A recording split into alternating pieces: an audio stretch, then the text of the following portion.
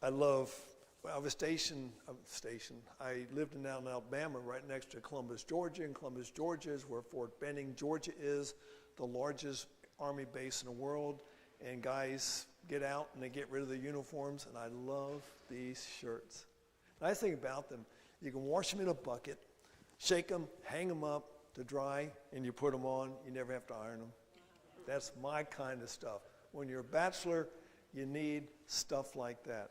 And that's what the Lord provides for me. Now, the program's going to be multifaceted this afternoon. We're going to do some hydrotherapy and talk about other things, but there are certain things that I really think I need to show you on the program. My picture's up here. And then we'll illustrate some of the things we're talking about up here down here, because there's very important things. Before we begin, I want to begin with a word of prayer, so you can bow your heads. We'll pray. Father in heaven, we are thankful for this beautiful day, and it's hard to be inside when there's so much beauty outside, but we need to have beauty inside of our bodies, and we can if we're sick people. So I pray you teach us through your simple methods to present our bodies, as Paul said in Romans 12:1, living sacrifices, holy, acceptable to you, which is our reasonable service. I pray in Christ's name. Amen. Amen.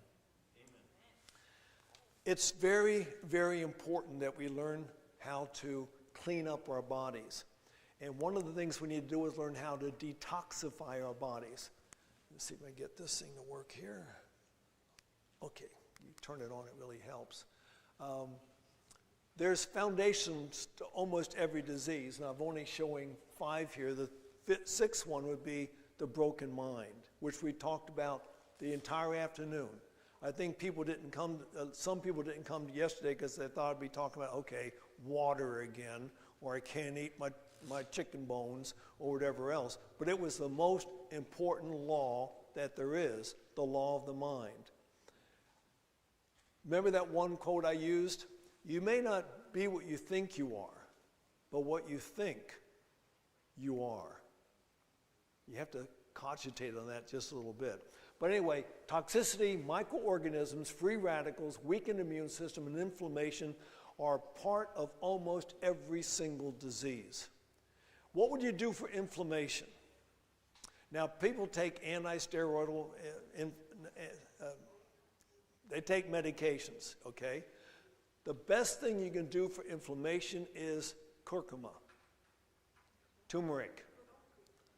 Curcuma is a phytochemical that's in turmeric. And it is the best anti-inflammatory that there is. Now, you can do treatments, you can create a counter-irritation, which is good. How many have ever taken curcuma for, all right? How do you take it? How do you take it? In a tea. Okay, that's very, very good. How many just put it in water, stir it up, and drink it? That's good. Because basically, if you just put turmeric in water, stir it up, and drink it, it's going to be good. But really the best way is bring some water to a boil, a slow boil, a simmer.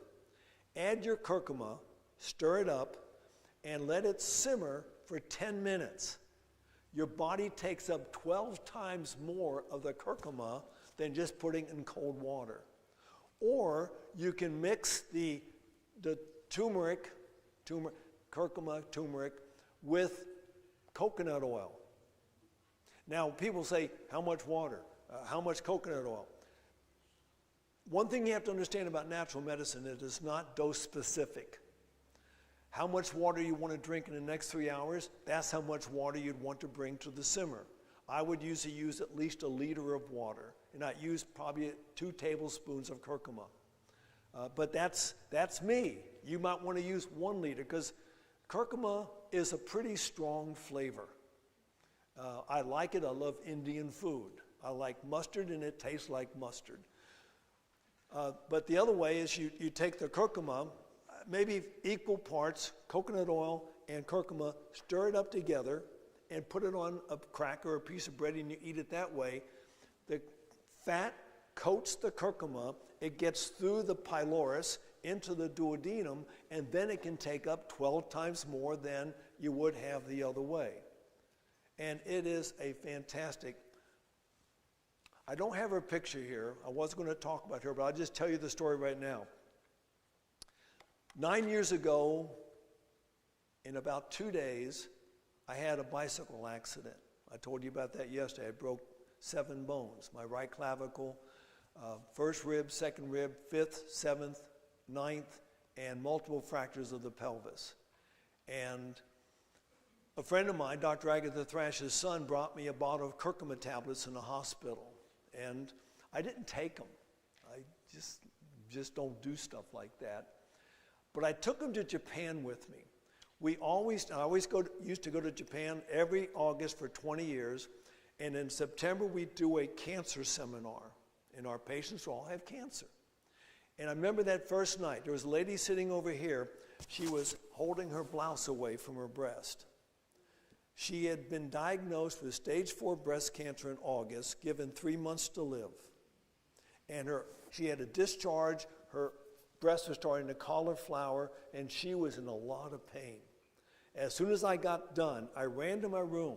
I grabbed my curcuma tablets, came back down, and I says, take 2 of these every night, take 2 of these every morning.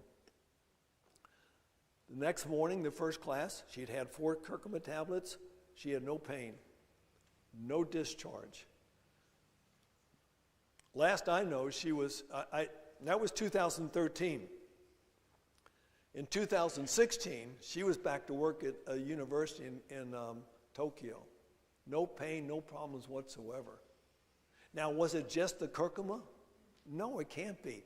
But she listened to everything else. We talked about the vegetarian diet and high antioxidant foods and all the other things she had to do.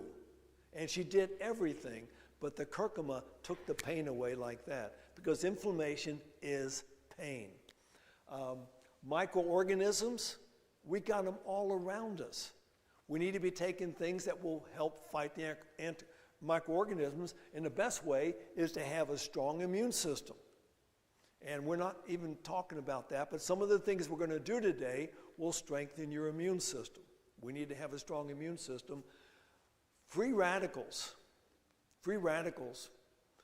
are everywhere. We create them in our body as we get older. If we injure ourselves, we get surgery, it's going to create free radicals. We're going to get them from too much radiation from the sunshine. We're going to get it from high-fat diets. We're going to get it from over-exercising, overeating, over-stressing yourself. The best thing to do with free radicals is take antioxidants. Where do we find antioxidants? Look at your fruits and your vegetables, the colors. What is a free radical? A free radical is an atom that's lost an electron. And if it loses an electron, it's hungry to find another one. So it's going to grab one from a neighbor. And then it will grab one from a neighbor, and it starts a chain reaction. And if it gets down into the cells, into the DNA, it can cause a mutation of your DNA. And almost all cancers are caused by a mutation of the DNA. So we eat a lot of antioxidants, your carrots, your cauliflower, you name it.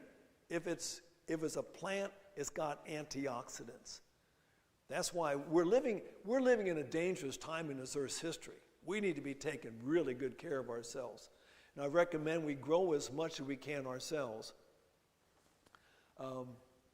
Okay, so it gives up, it loses an electron, but an antioxidant will give it an electron, but it will not become an antioxidant itself. It can give out electrons all day long, and it never will become a free radical. Why? Because God knew the problems we'd be in today. So he put the power in the plant kingdom to get us well and to keep us well. We need to listen to our bodies and to listen to the Lord. So we're going to talk about, okay, we got it there, toxicity. Every one of us are toxic. We're filled with heavy metals.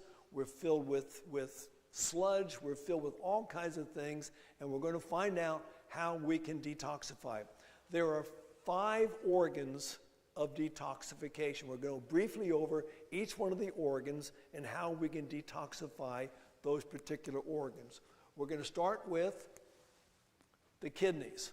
Now, that's counterintuitive. What's the best way to detoxify your kidneys? Drink more water, because water is a universal solvent. It will dissolve anything and it cleans us out. Okay, proper kidney care. There's going to be some, I'll go slowly down so you can list all things, or you can take a picture once I get them all up there. So first thing, no smoking. Smoking's terrible for your whole body, but it's very, very bad for your kidneys. No alcohol. Now, the thing about alcohol, it's a diuretic. And so basically, some of you probably in this room once drank. Did you ever wake up with a hangover, that headache? You know what caused the headache? It's caused by dehydration, because all the alcohol you drank is diuretic, and you peed it all away, and you wake up and your body's saying, see, a headache is a signal that tissue's being damaged, and it's being damaged by not enough water. So no alcohol, no caffeine, also a diuretic. Also the world's most used and abused psychoactive drug. Caffeine is dangerous stuff to put into our body. Dr. Agatha Thrash was visiting a place called Moccasin Bend. It's a mental hospital in Moccasin Bend in the Tennessee River in Chattanooga. And she walks into the hospital and she says, "Where's Dr. So-and-so's office?" Says, "Well, he's on such and such floor. Would you like a cup of coffee?" She says, "No, thank you." She goes down to the elevators. There's a coffee pot sitting there. Goes up, gets off, there's a coffee pot there. She goes down to the nurse's station, there's a coffee pot there. She goes to the doctor's office, no coffee pot. The doctor says, if we could take caffeine out of this place and away from all the patients, 90% of the patients could go home. But there was another, she was in charge, Barbara, I wasn't planning on saying this, so I forget her last name. Her name was Barbara. She worked in prisons in Ohio back in the 1960s. She did an experiment. She recommended, and since she had the authority because she was in charge of these types of things, we're going to take all the junk food out of this prison. That means all the sugar, refined carbohydrates, and brown drinks. Coffee, tea, cola, and chocolate. We're going to take it all out of the hospital, out of the prison. And you'd think there would have been a riot. Stealing went down 80%. Fighting went down 77%. Malicious horseplay went down 65%. And refusal to obey orders went down 55%. Just by taking these, we could call these, there's a term for it. Anyway, they excitotoxins. These are excitotoxins, besides all the spices we put on our foods. Our children are being driven crazy by the stuff that we're feeding them, trash and trivia that we're feeding them. Children should never even taste what fast food tastes like. Maintain normal blood pressure. On a day like this, you can lower your blood pressure 15% by walking in the sunshine and walking, getting exercise in the sunshine. Dilates the blood vessels, and it will lower your blood pressure. People take blood pressure medications to lower their blood pressure.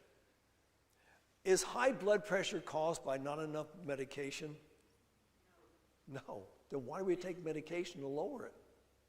Find out what's causing it. Overweight can cause it. High-fat diet can cause it. Not enough exercise. A lot of things can cause it. We find out what's causing it, reverse the problem, you don't have high blood pressure. Maintain good blood sugar levels.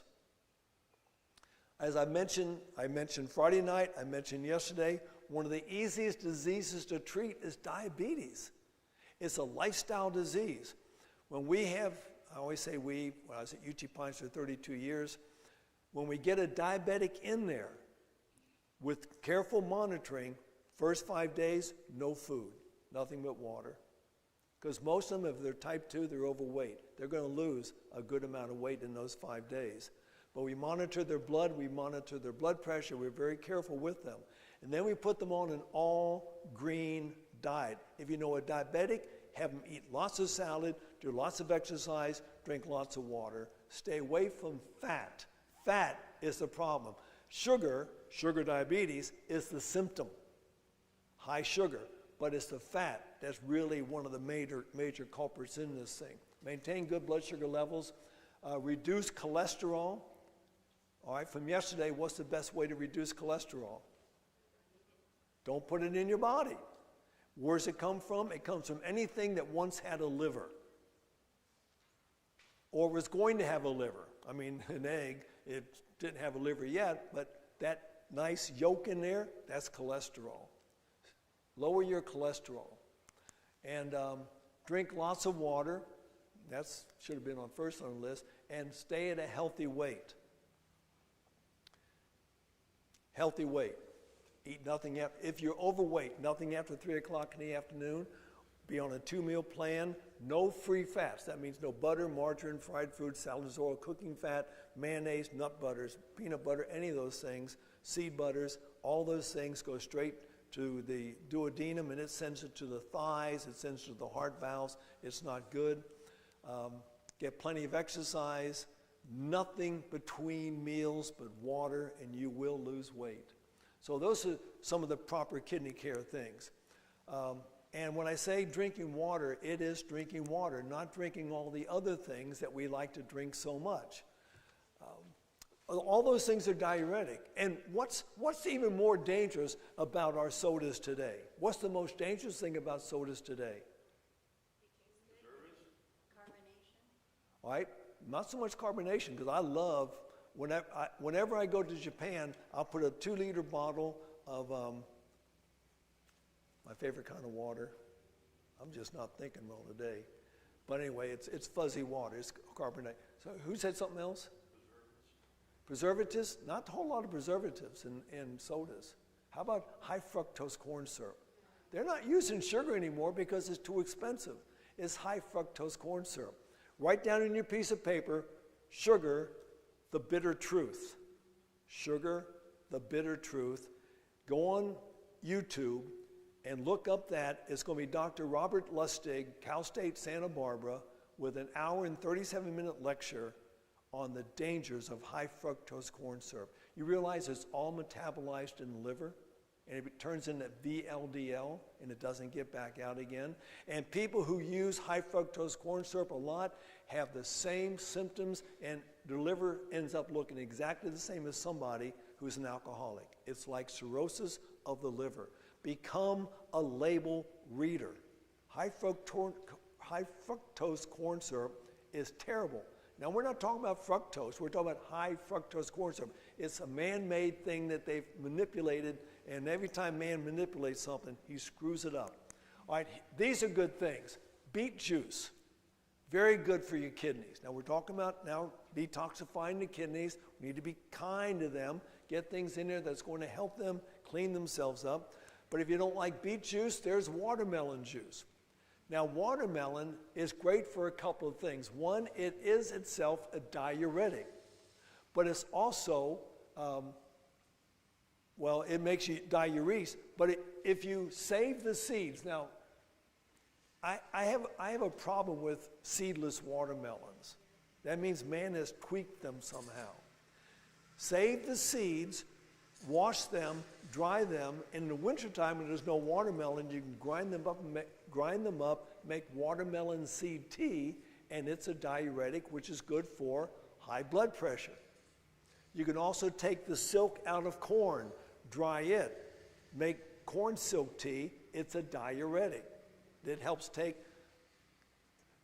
The reason why, if you have high blood pressure, you want to take a diuretic, and they'll give you medication for that, just take this stuff. It will take the excess sodium out of your body, which is holding on to the water. That's why you get puffy legs, and it's going to reduce the pressure on your blood vessels. Lemon juice. I love it. I've been over at the Ramos home in the morning and have a whole lemon squeezed into warm water, which is great for my liver. The liver loves lemons. It's great for my urinary tract. It's great if you had something like Helicobacter pylori. It's great for Helicobacter pylori, which is a real problem in the world today. A school I taught at in Moldova, almost everybody got H. pylori because of the fact that it was in the water. I don't know how I missed that bullet. Pumpkin seeds. Now, pumpkin seeds not only good for your kidneys, it's fantastic for parasites. Raw pumpkin seeds, just chew them up and eat them. It's good for those parasites. Let's see, how does it go?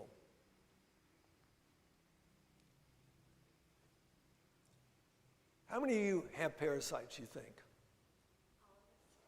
Yeah, I was going to say, it's usually a few people say, everyone who didn't raise your hands, you got parasites. The other people were telling the truth. We all have parasites. We all have parasites. We should do something to get rid of the parasites. Not taking some expensive medication, but pumpkin seeds are very nice. Taking things like wormwood, taking things like artemisia, which is the same thing as wormwood. When I travel to malarial areas, which I'm going to be here in a few days, I will try to eat a spoonful or two of papaya seeds every few days. It kills parasites, which is what causes malaria. Okay. Ginger is good for your kidneys and good for also diabetes. Fantastic for diabetes. It makes your cells more receptive to insulin, because what happens when you have diabetes, you go through a thing called insulin resistance. And so rather than 20,000 receptors for insulin on a cell, you might be down to 5,000 receptors. So ginger makes it more receptive. You have more receptor sites. That said, if you have cancer, a cancer cell loves sugar. So rather than having 20,000, it will have 15 times more receptor sites, which means if you've got cancer or know somebody with cancer, no sugar, because you're just feeding it. Or we've already talked about turmeric or curcuma. But here's what I hear so many people say: I don't like water. Here we are living in a country, you got all the water you have. I do a lot of work in Africa. I've done a lot of work, I haven't been there lately. Do you know the number one killer in Africa of young people? Diarrhea. Dehydration, caused by the water. You see them going down to these places, and people just defecate all over the place. Whatever's in the water is going to be in them. We send them medications. If we just go over there and drill some more wells, we could save a lot of people. But here's what the World Health Organization says. Diseases around the world would drop 80% if they just had good drinking water in developing countries. And we've got all the water we want, but we don't drink the stuff. You should be drinking 3 to 4 liters a day if you're an adult. That's all we need. If we have high sugar, high protein, high salt diets, we need more water, because all of these things are going to make us lose our water. We got to keep our water levels up. Okay, if you're not taking care of your kidneys, your toxins are building up. Good thing is we got 4 more organs of detoxification. Let's look at the liver. Why do they call it the liver? Without it, you're not going to live. It helps you be a liver person. And it's very, very important. What's the main purpose of the liver? Detoxification. And what's the main toxins that most people, especially in America, have in their body? Medications. Every medication is a toxin. How do you know? Because every medication has an adverse side effect. That means it's doing something bad to your body. Now, am I telling you stop all your medications? No. Why are you taking it? Whatever the reason is for your taking the thing, find out another way to take care of the problem, and you get rid of that.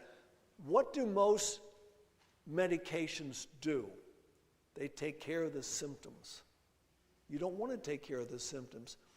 In the book, The Gift of Pain, I talked about yesterday, but I talked to Dr. Paul Brand. It tells about a professional basketball player who sprained his ankle, so he couldn't play. If you ever had a sprained ankle, you're not playing basketball. And it takes a long time to get completely healed, at least a month sometimes. Well, they're getting near the playoffs. The big game came, and this guy was one of the main players that says, you got to play. So the doctors shot him up with painkiller, and he was playing great.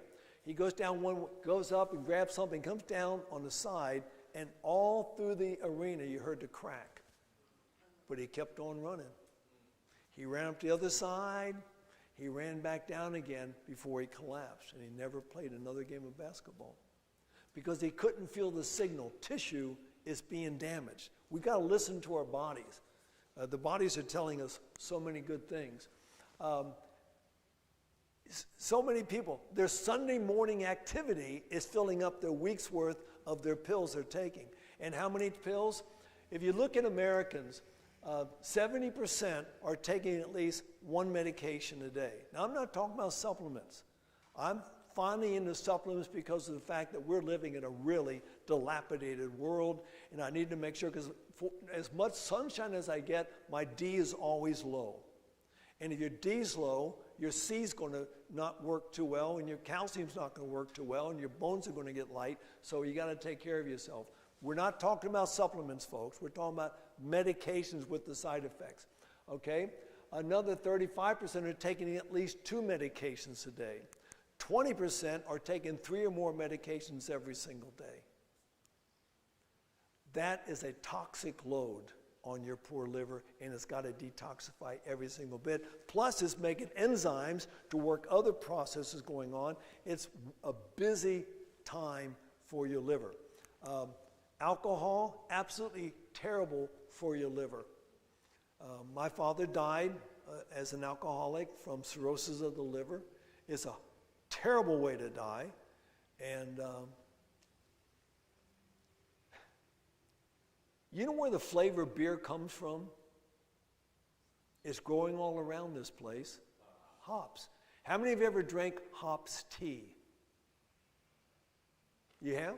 What does it taste like? I don't remember it. It was like just for sleep. You remember what it tasted like? I just did, just to see if it would give me a little energy or do something. It tastes like stale beer. Flat beer is what it tastes like, because that's where the beer flavor comes from. And but we don't need this stuff in our bodies. High fructose corn syrup, there it is, sugar the bitter truth. It's poison to the liver. It will kill your liver. Be a label reader. It's in ketchup. Now, the ketchup we had today didn't have it in there, but you've got to read the labels, because they put it in soup, they put it in bread, they put it in drinks. They've got it in so many places. And yeah, there it is. That's what it's going to make your liver look like. That's cirrhosis down there, the right one. You don't want your liver looking like that. And VLDL stays in your liver. And every time you put it in there, you make a new droplet of VLDL. Sunshine. What sunshine does is as your cells get old, they start to break down. The sunshine will help clean them out of your body. Otherwise, the liver has to do it. And so that's my granddaughter some years ago. And no tight bands. Do you remember, you probably, no, you didn't ever wear these things, but you remember the term called a whalebone corset? It's a corset that women used to wear, made out of whale bones. And they'd have somebody straight, because they wanted that wasp waist. Some women cut their livers in half doing that. I've got a picture of a lady. I don't have it here right now. I didn't think of it until right now. She's got a 35-centimeter waist. Centimeter? No, I think it couldn't be millimeter. I mean, the waist is like this. She's a perfect V going down, and then another V coming out down here. And she's all proud of that thing, but she's killing herself. Any tight bands, if you take off your clothes and you got red marks, it's too tight. And because if you're pressing on those things. So I already talked about the liver loves lemons. As a matter of fact, the liver loves anything that's bitter. One of the best herbs for the liver is growing all around this place. That's dandelions. Now, the good thing about dandelion, you should eat the stuff. First of all, it's free. Second of all, it's not genetically modified. Third of all, besides good for your liver, it's also a diuretic. If you take the roots and dry them and make tea, that is a diuretic you can use in the wintertime. It's a fantastic food, and people hire people to cut it out. This is another place, another school in Romania called Hagota, up in the Carpathian Mountains in a place called Transylvania. I'll be there in a few months. Whole fields of nothing but dandelions. Yeah, I like that. You can live off that. See, we're going to have to start finding out where we're going to get our food when either the prices are up here or they've destroyed all the processes to get food to us. And that's going to happen one of these days. And then you'll know what tribulation's all about, when you can't buy anything, but it's all, God's put it out there. Everything we need. God anticipates all this stuff. And he wants us to use our sanctified reasoning in how can I survive when there's nothing else to do. And you know, it's amazing how little you can survive on. There was a fellow who went through the concentration camps in Europe in World War II, and very, very little food, because they get down to skin and bones. But he found a place, and every day he'd eat a couple of blades of grass. There is nutrients in the grass that the body needed, and the guy really thrived with just a couple blades of grass. Hey, cows do okay, why not us? Okay, milk thistle. That's probably one of, Cilia, it's a phytochemical in there called Cilia. It's one of the best things. It's also fantastic for allergies. Now, back east where I'm from, everyone's got allergies, except for those of us who don't have allergies for anything. You got this yellow stuff in the air, and it covers your cars, and it's in the puddles, and it's bad stuff. This is fantastic for people with allergies, and but it's also super for your liver. Charcoal. I've got a program, we're going to talk about charcoal. I didn't want to do charcoal in here, because as soon as you do that, you drop it on this carpet, and then I'm replacing the carpet in the church, which I really don't want to have to do. But I'm going to show you how to make charcoal. It's so easy to make your own charcoal, and I'll explain what it means, activated charcoal, but don't worry about that big term. Okay, heavy metals. Do we have heavy metals in our bodies? Okay, where are the heavy metals coming from? Pots, aluminum cans. Aluminum cans, it leaches out of the cans. There goes your mercury, yes, good. Yeah. The chemtrails, that's aluminum, amongst other things. We don't know how all they're putting up there, but we've got the main ones in our body. We got lead, we got mercury, we've got aluminum, but we can take them all out. We can take things like pectin, right? How many of you like grapefruit? Okay, when you eat your grapefruit, you peel it, sometimes you cut it in half, but it's better to peel it. Eat the nice fruit, and then you eat all that white stuff between the yellow and the pulp. That's pectin. In the banana, when you peel your banana, you got those little stringy things. Pretend you're a bird and eat them like worms. That's pectin. You chew the inside of your orange peels. That's pectin. Peelings on carrots and potatoes. That's pectin. All these things chelate heavy metals. Hey, it's a win-win. Now, if you don't like the taste, it doesn't taste like anything. So you eat the white stuff first, and then you eat the pulp and get the taste out of your mouth. It's wonderful stuff. Cabbage has it. Apple. Now, one of the problems we have, peelings. What's the problem with apple peelings? They're all coated with wax, unless you get organic ones. And it's really hard. And matter of fact, for a while, when people eat a lot of apples that have been polished, they're finding wax in the livers. So it's probably best not to eat. I like to try to find organic or grow my own. Okay, grapes, they also have it. All right, cilantro. All right, how many like cilantro? It's an acquired taste. If you work in Mexico, you gotta like it, because that's what's going to be in every meal. But cilantro, and one study I read if you ate something like 4 ounces a day for 3 weeks, it would chelate all the heavy metals out of your body. Now that's pretty amazing to me. If it doesn't get them all out, if you're eating some all the time, we need to be getting this stuff out. Because where does the mercury and the aluminum especially end up in your body? In your brains.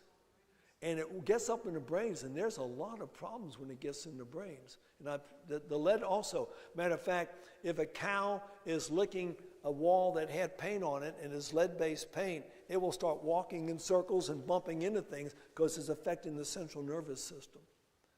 And yeah, I don't want to get too far in that. Okay, parsley will chelate mercury. I like parsley. If you go to Russia, Ukraine, the potatoes are always going to have dill and parsley on them. It's just what comes with the potato, and I love them both. So these are medicine. This is your medicine. No adverse side effects. Besides the fact that it chelates heavy metals, it's going to have great nutrients, nutrient value too. Yeah, took it out of there. Cruciferous vegetables. Where do they get the word cruciferous from? The stem is in the shape of a crucifix. It'll be sort of a cross shape. So broccoli, cauliflower, bok choy, mustard greens, these are all cruciferous. And besides the fact that they chelate heavy metals, this is some of the best anti-cancer foods that there are. And cabbage is one of the best things for stomach problems.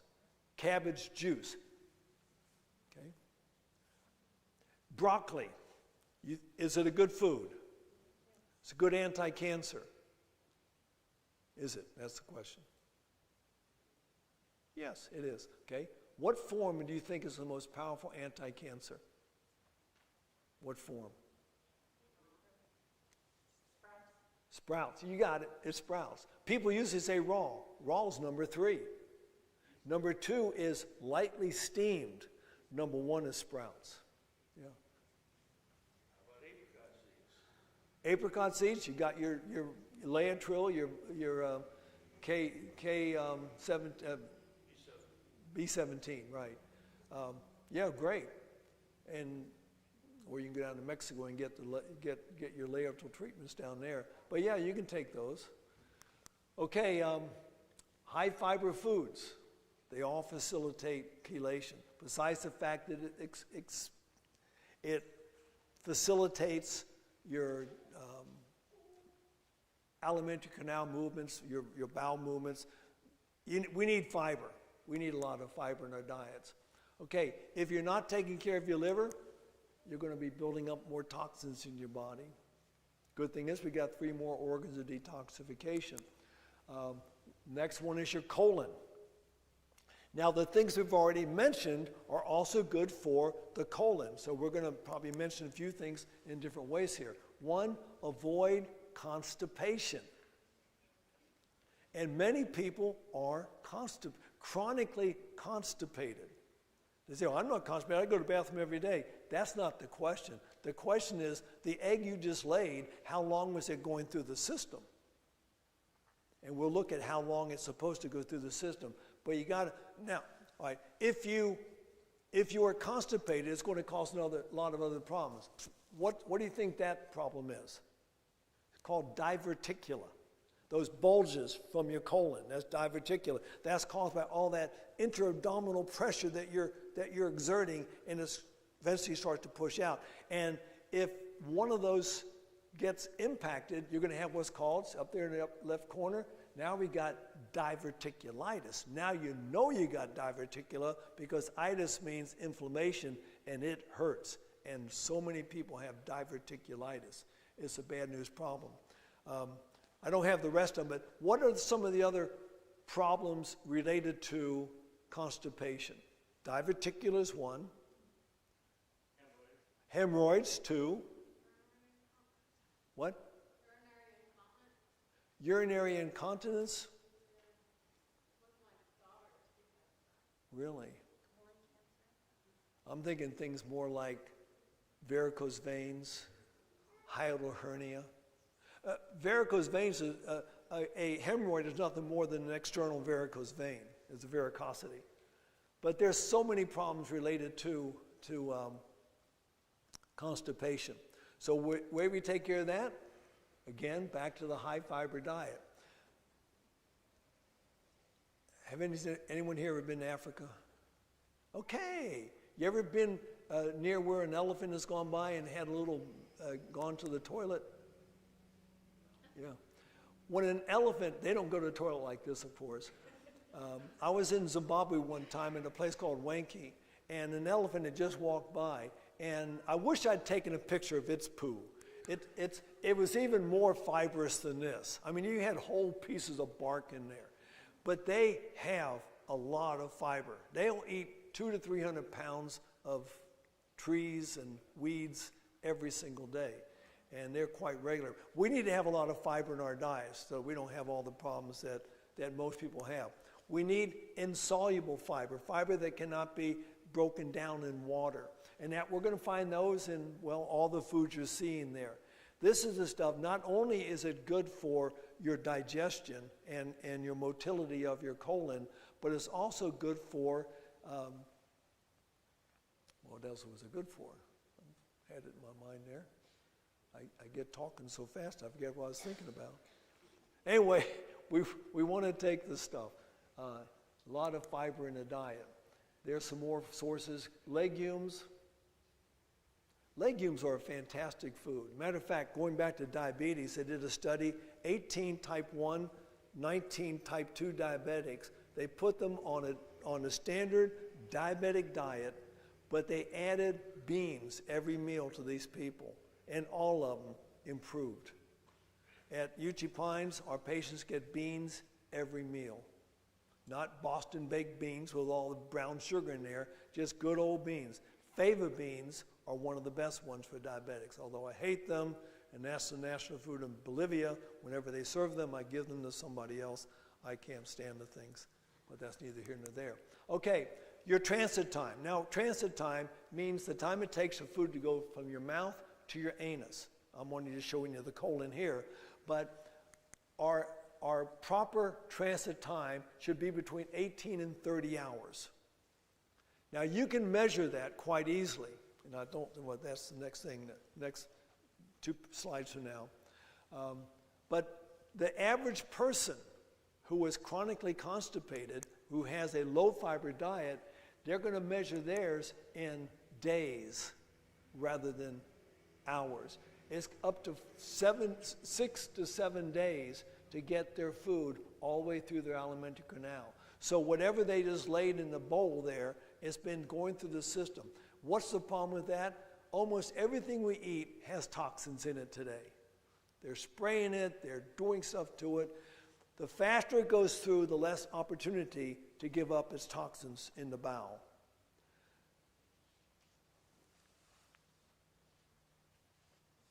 What was I going to say now? Amazing how my mind is working today, but it's. Well, you had mentioned something about being able to time it or how to. Well, the timing it, yeah, just drink some charcoal. Yep. Take some charcoal before you eat, and when you first see, and your stool will come out black, but that's not your transit time. When you no longer see black, that's your transit time. How long it took it all to get through your system. And it should be between 18 and 30 hours, and that's what you want it to be. Now, you can help somebody with their transit time or with bowel. They got bowel problems. You can do a massage. You start down here at the cecum, where the small bowel goes into the cecum, where your appendix wiggling down here. You just do a massage and go up the ascending, across the transverse, that's just below your diaphragm, and then down the descending, and just keep going around. Apply heat, which relaxes everything, and you can help milk things along. As I've said a number of times, another great thing you can do, drink a quart of warm water in the morning and go for a walk around the house, not down the street, because you can't knock on any door to go in and use their bathroom. Around your house, because it is amazing how fast you're going to get the action that you need to get. Okay, no refined carbohydrates. Using refined carbohydrates means they've taken off all the bran and the fiber, which means There's just nothing left they got the endosperm left, which will have very few minerals and is not worth it for your body. So don't do that. Never eat when you are upset. When you're upset, what response is happening in your body? It's called the sympathetic nervous system response. What's another name for that? Fight or flight. And when you are in fight or flight, all unnecessary operations of the body cease, which means you're eating and you get upset, your digestion just stopped. And if you stay upset, it's not going to start. I remember what I was having for breakfast on November the 5th, 1979. I wasn't vegetarian back then. My favorite breakfast was 6 soft-boiled eggs, about 5 slices of white bread, and a big hunk of butter. I love soft-boiled eggs. And I had it just about ready. The phone rings, and my father had died the day before. I just took it all and just dumped it in the garbage can because I knew I couldn't eat. It would have been in my body for 2 days, which is not good for you. So we need to make sure that we never eat when we're upset. Let me tell you a story. This is a pretty good story, and it's an important story. A group of us were having an all-night prayer meeting at UT Pines some years ago. There's 13 of us. And what we do was someone would say, who has a prayer request? Someone would raise their hand, and they'd mention their request, and we all get down and we'd pray for that one thing. 13 prayers on that one thing. Then we get up, we'd sing a song. Who else has a prayer request? Well, one guy, he was sitting about the middle. He raised his hand, and he says, I've got a prayer request. He says, there's somebody here at UT Pines I can't stand. I want us to pray that I'll be able to tolerate this person. Well, one of the guys says, why tolerate him? Why don't you pray that you love him? And he says, I can never do that. I can never love this person. And this is what he said. I want to be able to, when he walks into the cafeteria, not to lose my appetite. That's what he said. And so we all got down, and 12 of us prayed that he would love this person. When we got done praying, he got up and he says, I can't believe it. He's done it. And he walked out of his pew, walked down the center aisle, goes to the very back of the chapel, turns around, and he puts his hands on my shoulders. And he says, I love him. The amazing thing was I hated him too. And the more amazing thing was we had never spoken to each other. Satan loves to get us fighting each other. And you know, we were closer than brothers after that night. Anyway, and then he could finish eating his meal every time I walked to the cafeteria. I'd eat with him sometimes. But also, very good for your colon and your whole digestive system. Make sure you chew your food well. Chew your food to a cream before you turn it loose, some people say. Or chew your drink your food.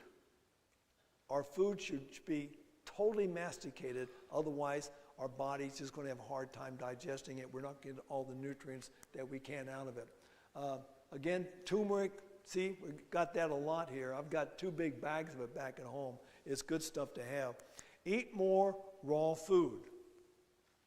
I'm not a raw food fatty. I don't think that we need to eat all raw food because certain foods are more powerful when they have been heated. You've got a carrot. You've got beta-carotene in one form, and you've got vitamin A in another form, heated and raw. So my recommendation is some heated and some raw. Don't cook it to death. I like to lightly steam my food. Steam releases sulforaphane in cabbage, which makes it a far more powerful cancer fighter. And so we need to be able to eat more raw food. I'd say 80% raw food if you can, but nothing wrong with cooked food. Just don't cook it to death. Every once in a while, go on a fruit fast. Or go on what I call I don't have it in there, a mono fast, eating just one food. You can do a juice fast for a couple of days. I'm not for these 30 days of juice fasting.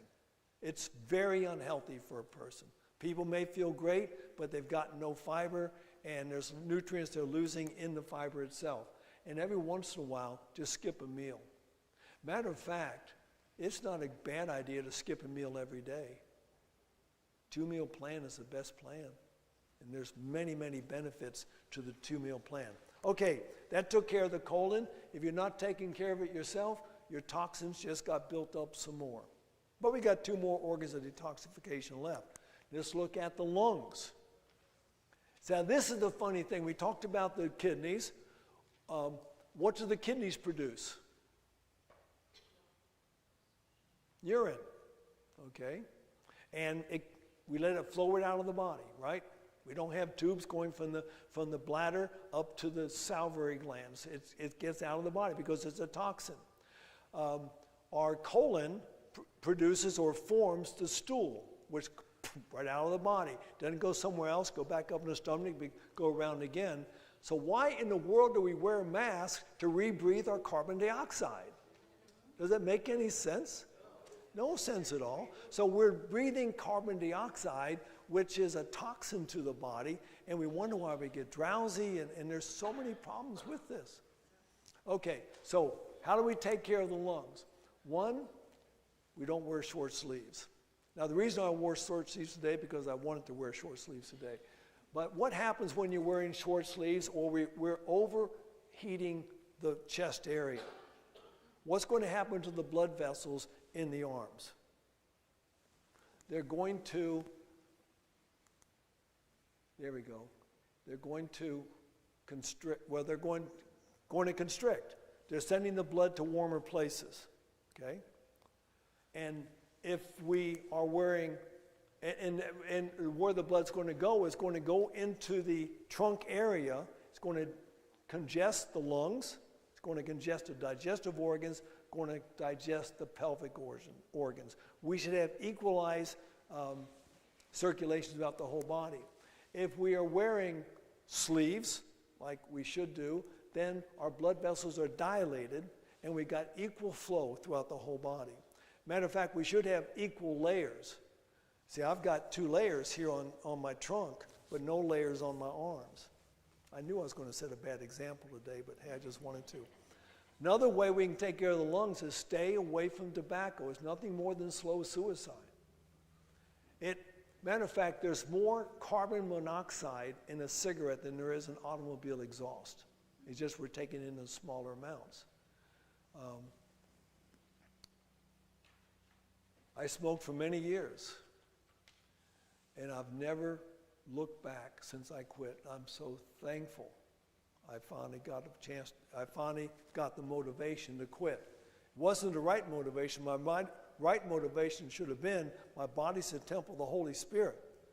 I quit because I got orders to officer candidate school, and I said, I got to be in shape. But it's bad, bad stuff. Practice good posture. You cannot breathe properly if you are all slumped down in your chair. And I usually have people do an experiment. Usually they don't do it, but you might do it at home. Sit down in a chair and get all comfy. Just go slide down and take a deep breath. Then you sit up straight and see the difference. It's unbelievable difference. We've got to breathe, get the air all the way down to the bottom of our lungs, breathing deeply. Another thing we need to do, well, good pastor, even in standing, I try to do that. We need good breathing techniques. We cannot breathe through our mouth. What's wrong with breathing through the mouth? What's the purpose of the nose? Filters. What's the first filtering agent in the nose? The hair. Then it goes into mucous membranes, then it goes down into the body. But it's also, it's dehumidifying or humidifying, whatever it needs. It's warming or cooling, whatever it needs. The mouth has none of that. Whatever's out there, it's going to go right on into the lungs. And one thing, if we've learned nothing else in the last 2 years, you do not want it to get in your lungs. You've got to protect your lungs. And we're going to show you treatments to protect your lungs, things you can do to protect your lungs, because the lungs are very delicate and it's deep, dark, and it's hard to get stuff out of the lungs. I've got a friend that has pneumonia every single year. He just got over a bout, but they called me. He's failing. He's going down. We need something. Went over there, I think it did about 12 or 13 changes of fomentations. The next day he was up and around. It's amazing what you can do. Yeah, there's the nose. All right, we got the nose. We got the mucous membranes, which has lysozyme in there, which can kill microorganisms. That's why God put it there. This is down inside the lungs. All right, you got that little thing with the freckles. That's the goblet cells. What they do is they produce gel or mucus, which we need down there. It runs on along the top of a soil layer, which is water. Your lungs need water. That's another very important thing for your lungs. You got to drink your water. All right, those little hair things, that's called cilia. They oscillate about 12 to 24 times a second. It's sort of like someone sweeping very fast. And they're always moving the water and the gel on top, and it's moving on out. So if you get something down into your lungs, some particle or something, it's all going to move along, and the water's going to flow, the cilia is going to push it, and it's going to go right on out. It's going to go into what we call the mucociliary escalator. So it's either going to go up and out of your body, or it's going to go up and you're going to swallow it and go down in the stomach, and it's no longer a problem. That's the way it works when it's right. When things aren't so right, you've got congestion, you've got a lot more gel. Whenever someone calls me, they got a cough, I always ask them the question, is it productive? What does it mean, productive? You've got something coming up every time you cough. Now, if I'm up here talking a lot and I start to cough, it's because of dehydration. And so if I take one swig of water, it's fixed, which is a nice thing. But when you have this congestion down there, you got to get it out. We're going to demonstrate how to get it out very nicely, but we're also going to see pictures how to do that. So anyway, what we need to do is first, we need to drink garlic tea. How do we make garlic tea? Just chop up garlic and put it in hot water. Now, let me ask you this. Let's say a person walks in the room, we just had a bunch of garlic for breakfast. Would we know it? How would we know it? All right, their breath. Is it stuck between their teeth? Where's the smell coming from? The phytochemical is called allicin in garlic, goes straight to your lungs.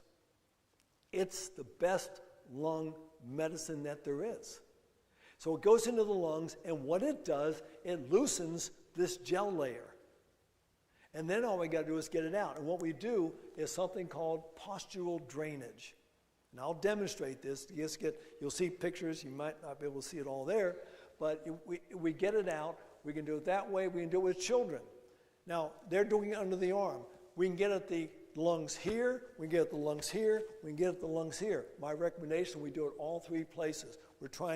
What we do is we shake it up. And we have them coughing at the same time, and it helps them get this stuff out. And you can clean the lungs out very, very simply just by the garlic and the postural drainage. It's fantastic for the lungs.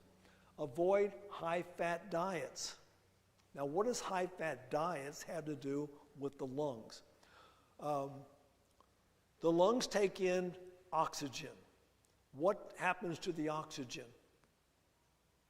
It joins up with your red blood cells, with hemoglobin. That's interesting. Hemoglobin is an amazing thing. There's two live blood cell analyses of blood. These are red blood cells, those circles. On the left is someone who had a high-fat meal. We call that Rollet. Basically, the red blood cells are stuck together. How much oxygen can they carry? Not much. The one on the right, a low-fat meal, they can carry all the oxygen that you need. You know, it's interesting. I carry with me, and most of you know what this is, a pulse oximeter. We need to make sure our oxygen is way, way up, 98, 99%. And that's what we need to have. If we're like this, we're eating high-fat meals, our oxygen has to go down because we're not it's not carrying enough through our bodies. Healthy meal on the left.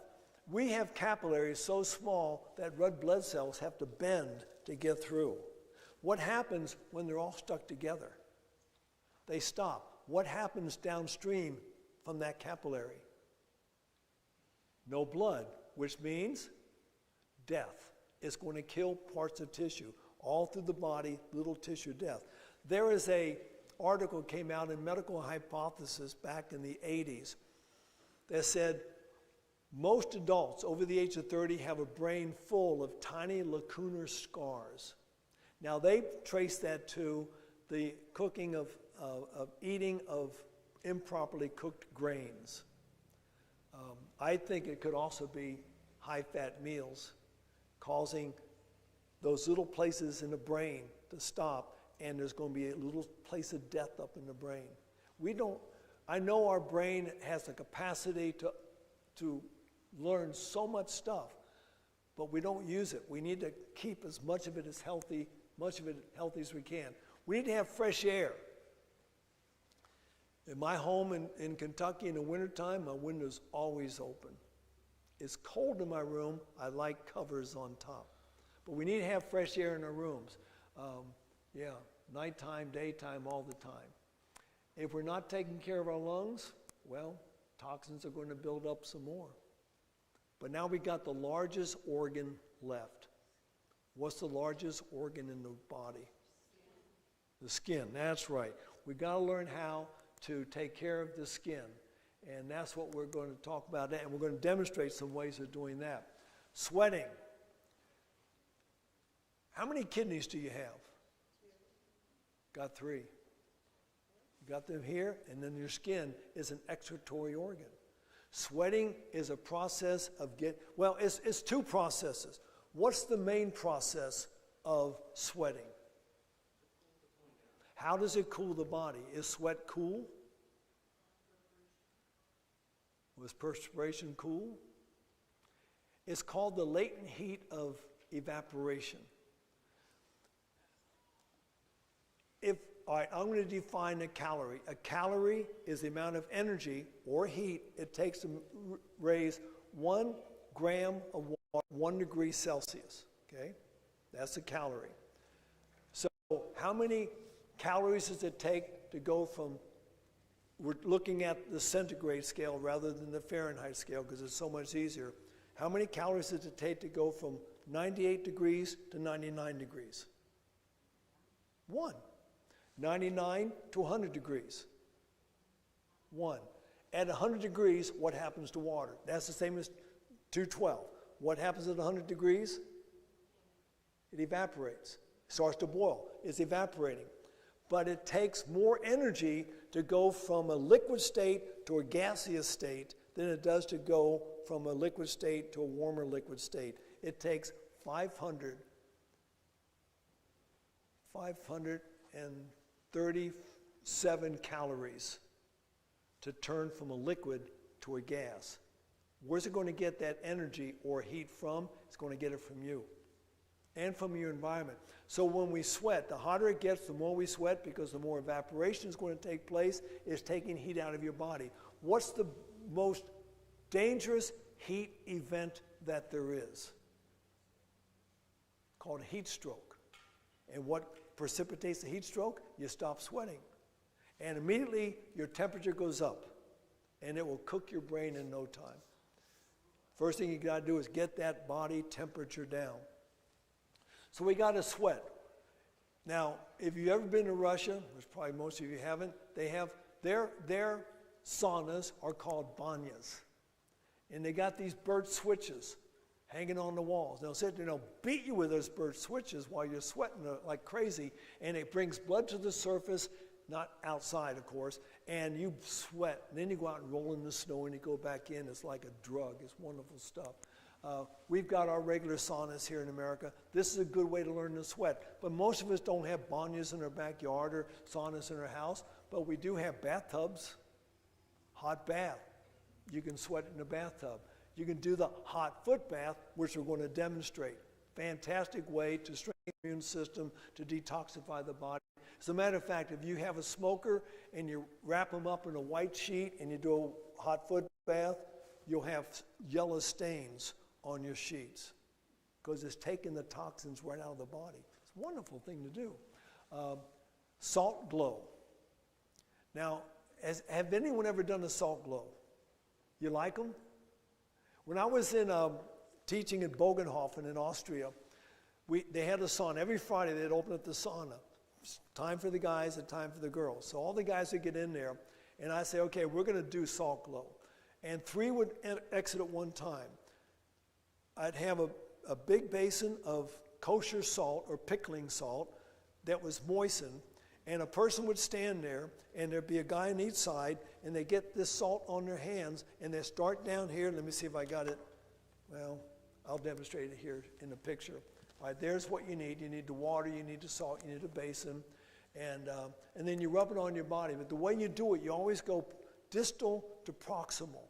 So we got it on the leg, and we start rubbing towards the heart, always towards the heart, towards the heart, towards the heart. So I have them work from the feet up to the hips, the fingers up to the shoulder, and then someone to do the back, someone to do the front, and then they'd switch, and then they'd switch. Then they'd take a shower, and you go back in the sauna, and you touch yourself, and you realize that's what a baby's bottom feels like. It is so soft. And what the salt does, you're sweating, and it's now scrubbing all those toxins you just sweat out of your body. I recommend we do that. There was a place in Bolivia, in Sao Paulo, Brazil, I was at, a sanitarium I was visiting and teaching and treating, and they had a great big basin of wet salt, and you'd lay in a massage table, and they would massage you with salt after your sauna. Fantastic way of doing it. Then you always shower off when you get done. All right, if you don't have the salt, you can use a scrub brush. Anything that's rough on your skin, you can use a loofah. Loofah is fantastic to use. In Japan, they eat loofahs. It's a squash. If you get it before it dries, it's really quite good. You can use just a coarse towel or washcloth. Always scrub your skin. What do most people do when they take a shower? What do they wash with?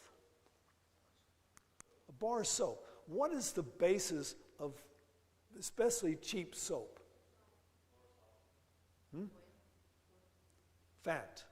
Not oil, fat. It can either be lard or tallow. Now you get your better ones that are going to be vegetable fats, that's a whole lot better. But these basically are surfactants, and they've got some perfume in them. I like to just take a scrub brush and scrub my body in the shower. I also use, like at Ramos, they've got Dr. Bonner's in there. I'm not going to take time to read the label, but I know Dr. Bonner's is pretty good. Okay, if you're not taking care of your skin, you're toxic. But if we reverse the process and start taking care of those things, we can completely detoxify ourselves. So we're going to show you a few of these treatments in action here. I'm going to do a hot foot bath first. Let's see. The blanket. Where'd the blanket go? Oh, whoa. Nice blanket. Okay.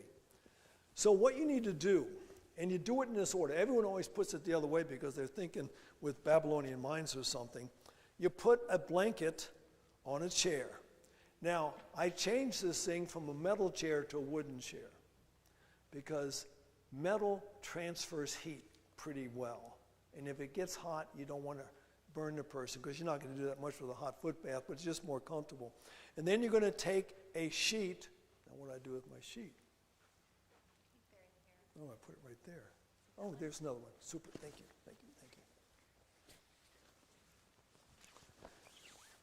Many people will put the sheet down first in the blanket. Then when they realize they did the wrong thing, they got to take it all apart and put it back together again. Because this is the part that's going to go around your body.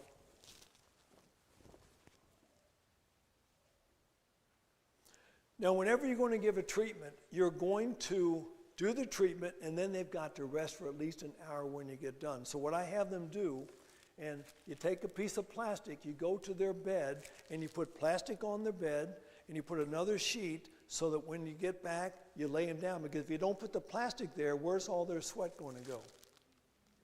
Down into the mattress. How many of you have taken your mattress outside in the sunshine in the last year?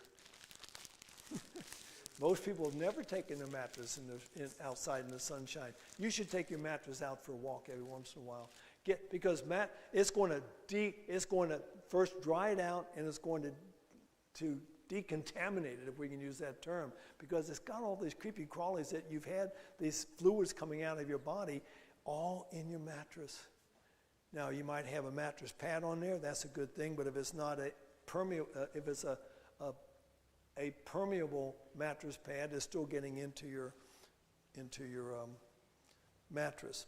Okay, and then the hot foot bath. I like a deep one. This is a nice hot foot bath. You want a deep one because some people use, both of these are really nice. If they're too shallow, you like these little ones, you can't put that much hot water in there. And you don't want to start off at 111 degrees because their feet can't go in there very well. It's too hot. So you got to keep adding water, and you got to dip water out, and you got to put water in, dip water out. So this way, this is probably good enough. And it's good enough. What's really nice about this one? Besides the fact that you got some nice bumps in there for your little toes to play with. What else is nice about this one? Get a little flex on it, you can scrub your feet. That's good, yeah. Anything else? It's shaped like, and it's shaped like big feet. You know, too many times, you know, people like me, we get our toes are all curled up trying to get inside that thing. I like using 5-gallon buckets, but 5-gallon buckets don't work for me because I got big feet, and it's just where I'm at. Okay, so we got that. What you want to do when you're getting ready for treatment, you want to have all your equipment available before you even start. I remember years ago, I was getting ready to do it. I was feeling sick. And so I went to the lifestyle center one Saturday night, all by myself. I filled up the whirlpool, and I got into the whirlpool. Now, I was sick, and so I read the temperature wrong. I thought it said 103, which is a good temperature to start with. It really was 113. And once I was in, I started raising the water temperature because I wanted to go up to 111. And I thought it was 103, and so it was, and I forgot to bring ice for my head and water to drink. Now, what can be the danger with this? You're getting lightheaded, and you start sinking, and this water's up to here. I'm in a big whirlpool. It was very tall, and you can sink down. And many people every year die in hot tubs. They get drunk, they pass out, they fall into the water, and they're gone. So here I am, getting very drowsy, sinking down, knock on the door. My friend Ron Vallant. Anyone ever heard of Patty Vallant? She does the CDs with scripture songs. They're good friends of mine. They're at UT Pines. And he says, "Hi, Guy, can I watch?" God sent him there. I says, "I have no ice for my head. I have no water to drink." So you want to make sure you got water to drink. Now, what I like to do, I just sent it down. Oh, here it is. You like to have straws. I like to have the straws that you can bend, because if a person's, now here's no problem. They can drink that way. If they're laying down and you're trying to pour water in their mouth, it goes up your nose, you can just drown the person laying there on a massage table. But you want to replace the water that they're losing. You don't want to dehydrate them with the treatment that's trying to help them. And so you got that. You want ice for the head. Now, and we'll go through that. So I need a demonstratee. Where's did Caleb leave us? I need a guy. Guys, I have to use guys. Doesn't matter. Caleb's not here. Just a guy.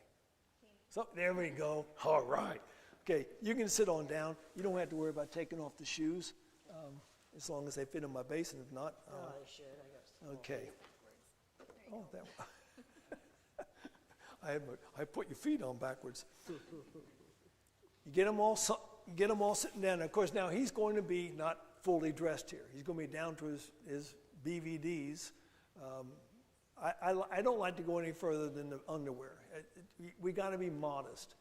So I got them there. So I'm going to take the sheet and I'm going to wrap them up. And I like to make sure the sheet covers the water basin if I can. That way it keeps the heat inside. Take it around the other side. Okay. And then I take the blanket because I want him to get hot. This is a sweating treatment. Now, why would I use this particular treatment on a person? If they have a headache, it's great because basically you have a thing called derivation. As you put the feet in hot water, what's happening to the blood vessels in the lower leg? They're dilating, which means they got more blood. if they got more blood down there, they're going to have less blood somewhere else. Sometimes it's going to be here if they got headache, sometimes lungs if they got congestion, sometimes pelvic organs or digestive organs or pelvic organs, especially for women. So it's very good for derivation. It's super. If they have a cold, it's a good way to increase the immune system. I'm trying to figure out where I think. Here we go. That's pretty snuggle. Yeah, right. We're going to fix you up. Now, but I also like to do, normally when I get to this point, I like to take a smaller towel. There we go.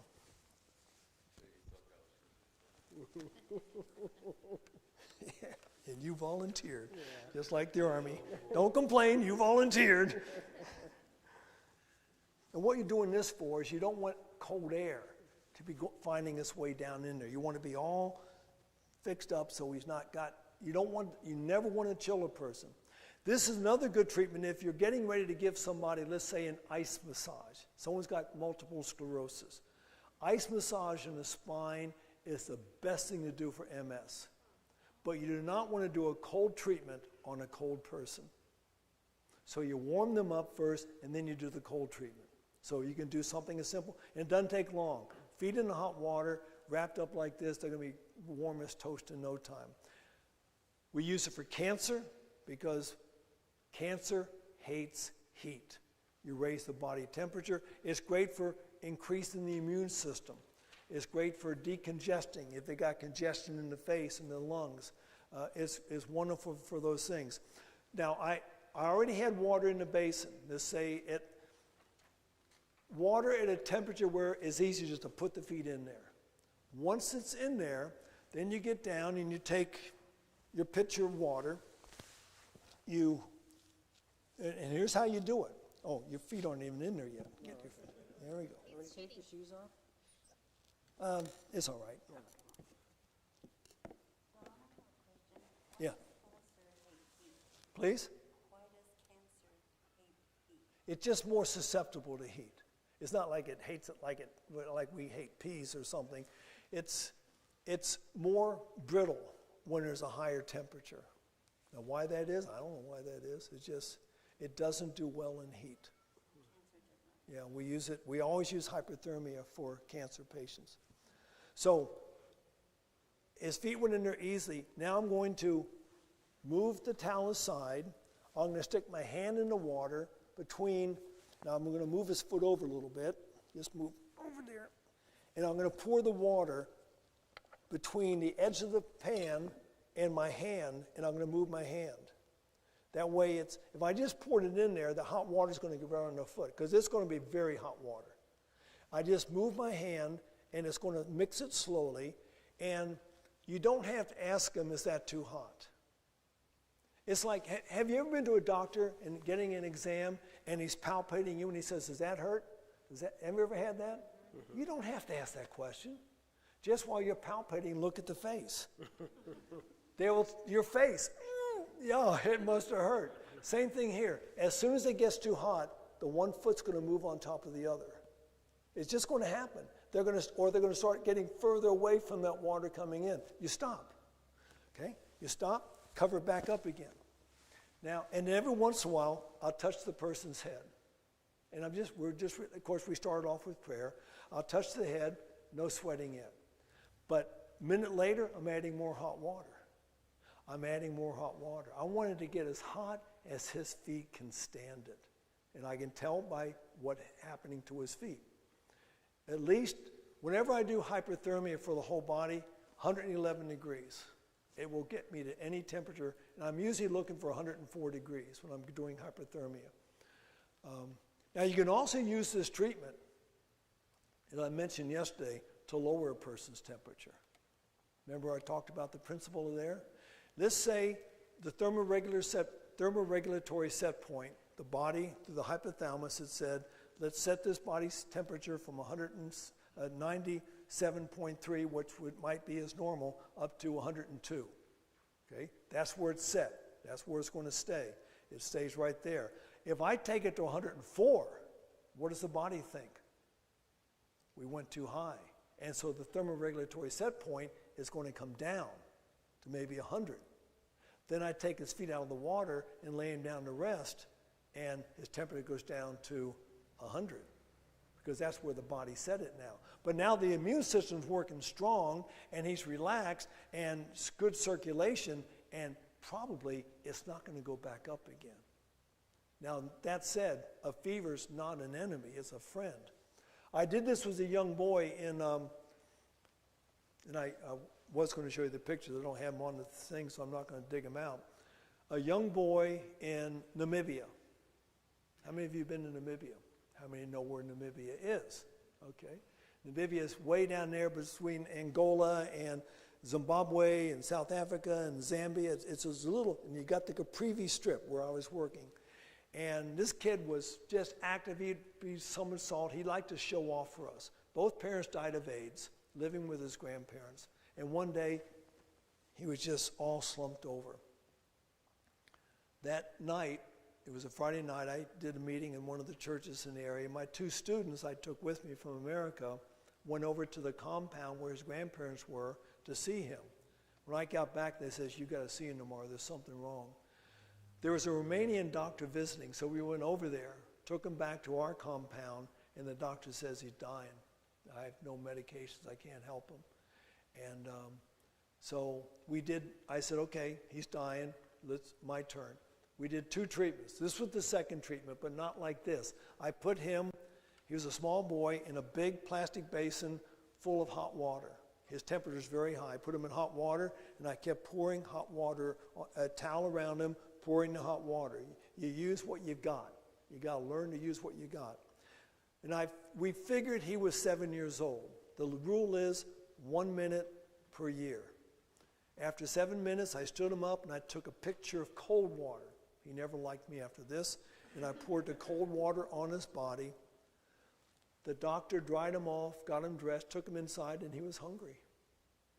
And a half hour later, he was up playing perfectly well. The first treatment, though, we're going to show you after this one. So now now he's finally starting to sweat. So I'm going to take a small towel, and I've got a basin of ice water here. Now, here's what some people do. I don't understand why. They put it in the cold water, and then they wring it. Comes out. Now it's almost warm again. Put it in there, one good squeeze, and then you keep the head cool. Just go around the head. Now, you don't want it running down. I had one patient, it kept getting in the ears, and that irritated him to pieces. And we tried everything. We finally found a solution. You know what we did? We filled his ear with a silly putty. Yeah, just, and it couldn't get in there anymore. So we cool his head. Now, I had another guy, Joseph Onaman. He's from Ghana, West Africa. He wanted it on his head all the time. It was constantly. The patient is the boss. If he says, no, I don't want any more, don't do it anymore. He knows what he needs. But you want to try to keep the head as cool as possible. It's not because he's going to cook his brain. It's about comfort. Hear that? He's got a bone here. You're not going to put much cold through that bone into his brain. It's about feeling comfortable. Yes? So is this ice water or just regular cold tap water? I like ice water. Yeah, it's more fun for me anyway. And sometimes you wipe the whole face, whatever it takes to keep them comfortable. Because the hardest thing about hypothermia is the comfort of the patient. It's very hard to endure, especially when the temperature starts going up 102, 103, 104. How far can you go? I was working in Bogenhofen. I got very sick. I was teaching hydrotherapy. So I was having this guy who was learning hydrotherapy in a bathtub. I was having him give me a treatment while I was instructing. But he had my thermometer, which is in Fahrenheit. They know centigrade. And average temperature in centigrade is 37. Okay? 104 degrees in centigrade is 40. But this 98.6 and all of our strange numbers are sort of hard to figure out. Well, he couldn't figure it out. And I didn't think it felt hot enough, so while he's sitting there trying to figure it out, I reached up with my foot and I turned the hot water on a little bit more. And when finally he says, I don't know what this is, he showed it to me, I was 106.3, my body temperature. That's not dangerous. Your proteins aren't going to break down at 106. My recommendation is don't do it though. 104 is as high as you need to go. It's a great treatment though for malaria. When a person feels the chills start to come on, I had a friend, he was from Germany, he was working in PNG, Papua New Guinea, and he kept getting malaria. And you know, when you get the chills, it means the red blood cells are getting ready to explode and all the little things are coming out. And so he finally says, Dr. Miller taught me hydrotherapy. When he felt the chills, he started doing hot foot baths, and it got completely well. He never had it again. This is great treatments. Keep his head cool, and then you're giving him sips of water because you're replacing the water that's being lost, and you talk with them. What we used to do at UT Pines when we were giving a patient treatment to take their mind off the misery is we'd sing with them. Scripture songs, because everyone learns scripture songs there. A merry heart, do good like a medicine, and make them feel good. He's sweating good. He's detoxifying, which is what we're talking about here. We're talking about detoxifying the body. That's happening right now. Matter of fact, he might be. It's hot in there. And he's sweating, and it's all coming out of his body. When you get to the point where you're done, and I would usually do this for 30 to 45 minutes. You're here, you might as well use what you got. The feet are in nice hot water. He's sweating nicely. His white blood cells have increased. He's got good peripheral circulation because he's covered. He's hot everywhere, so everything's dilated. His blood pressure should have gone down. He's feeling pretty good by now, if not a little bit hot. When you get done, then you just unwrap the gift. And there's a few things you can do to finish. Some of my favorite things, as a matter of fact. One of my favorite things is I will get down here, especially if the basin's large enough, I will raise his feet up. Relax, I got you. Then I'll take the cold water and I'll pour it on his feet. They hate it. I love doing that for them. And then you dry him off, take him to his bed, put something on his feet. Don't get his feet on anything cold. Lay him down and let him rest for an hour. Now, another thing I would have been doing, usually in a hot foot bath, I can even do this, I will take his temperature throughout the treatment. But you're not going to get a really high temperature often with just a hot foot bath. There's not a whole lot of heat from the feet that's going to be enough to heat the whole body enough to raise the body temperature. But if you have a thermometer, I use a temporal scanner, and I just and look at it. It's a pretty good way of doing it. But if you're putting cold on the head, you'll say, oh man, he's 70 degrees. He's almost dead. Oh, what am I going to do? It probably won't work. You got to use a thermometer under the tongue, in the center, or at least why it's the same place every time. Some people keep moving around inside their mouth. You can't do that. You got to have the same place because inside your mouth there's different temperatures all over the place. You got to have just right. And you never take the temperature after you gave them the drink of water. Although the drink of water you're giving them is not going to be cold water. It should be the kind of water that's talked about in Revelation chapter 3. Tepid, room temperature, spew you out. I like warm water myself. If they don't like warm water, make it a little bit more than warm. Don't do cold water. The body's hot, you're putting cold in there, it's not good for the body. Then you unwrap the gift, send him back to his wife, and he's well now. We've healed your husband. You happy? Finally. Any questions on that? Simple treatment there. Yes? What was the benefit of putting the ice cold water on the feet when you were done? It gives a reverse action right away, which then makes even a stronger action after that. See, when the body gets cold in something like this, it says, wait a minute, let's get more energy working on this thing. It's just going to rebound. It's the same thing. We're going to do a fomentation next. With fomentations, you do the fomentation, then you follow it with ice massage or cold massage, which causes a constriction, and there's going to be a dilation again. It gets more robust, and you want something more robust. And I'll show you how I finish my fomentations. Now this is a great massage table. This thing right here is if you're laying somebody down during a massage, I think I'll show you postural drainage first. It's very hard to lay in your stomach. What do you do with your feet? They're poking down and they're wiggling around here. You just put them over a bolster like this or a pillow or something like that, and now they're very comfortable.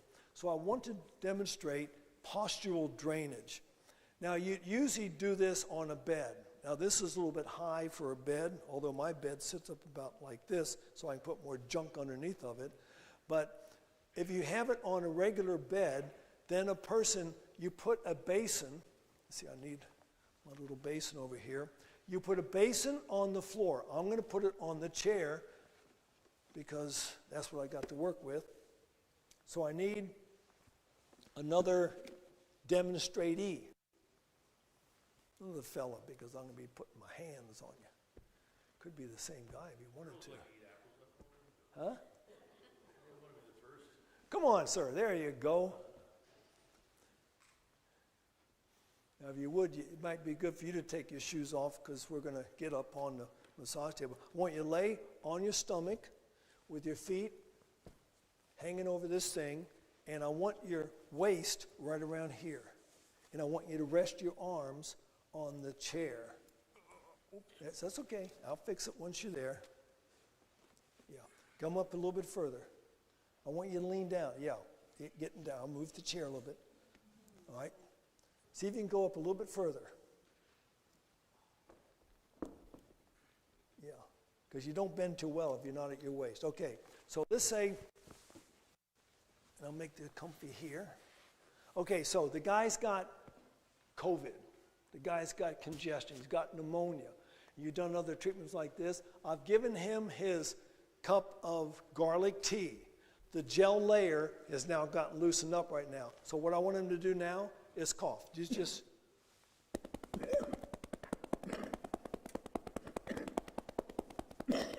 and as he's coughing, he expectorates into the basin. And now he's going to fill up the basin with all the stuff that's in his lungs. You can either do the cupping, you can do the hacking. We're not talking about karate, we're talking about hacking. Or drumming. Drumming is not as good. I like the cupping. It makes, do some rock styles here. This is jiggling it loose. The garlic is loosening it up, and it's great. And you can work on the sides, because you got your lobes over here. Work on those things. All around and it's a great way to clean out the lungs. Very little equipment, just the bed. Okay, that was it. Can we get you out of here now? Tell you what, we're just going to leave you here. We're going to do a fomentation on you too. You might need it after all that. Okay, you stay right there. What we're going to do, fomentations are one of the best treatments for any lung ailment. All right, stand over here. Sit in the chair. That's right. You can relax for a minute. I'm going to use this one first. Now, a fomentation, and I've got some really, really nice ones here. They're made out of cotton wool. Made out of what? Cotton wool. When did you get that? This was the lady that used to make them. I bought them from her, but now the lady makes them, and she lives at Uchi Pines. She call Uchi Pines for fomentations.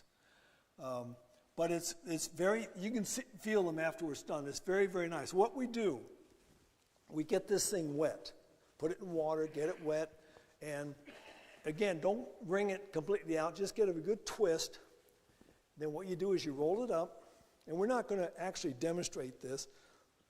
This got to go back in my suitcase tomorrow.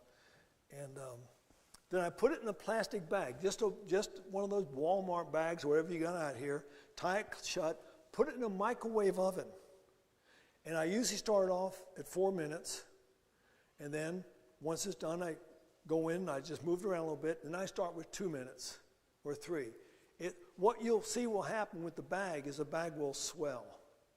It's turning into steam, which is going to start, steam comes out, and it's going to fill it up. It's going to get very, very hot. I usually will have oven mitts with me to do this with. I'll bring it out once it's where I want it to be, and this is just a wool blanket. Call it rag wool. It's just very simple, very easy. It communicates heat and distributes heat well. I'll lay it there. I'll roll out this fomentation. This is my big fomentation.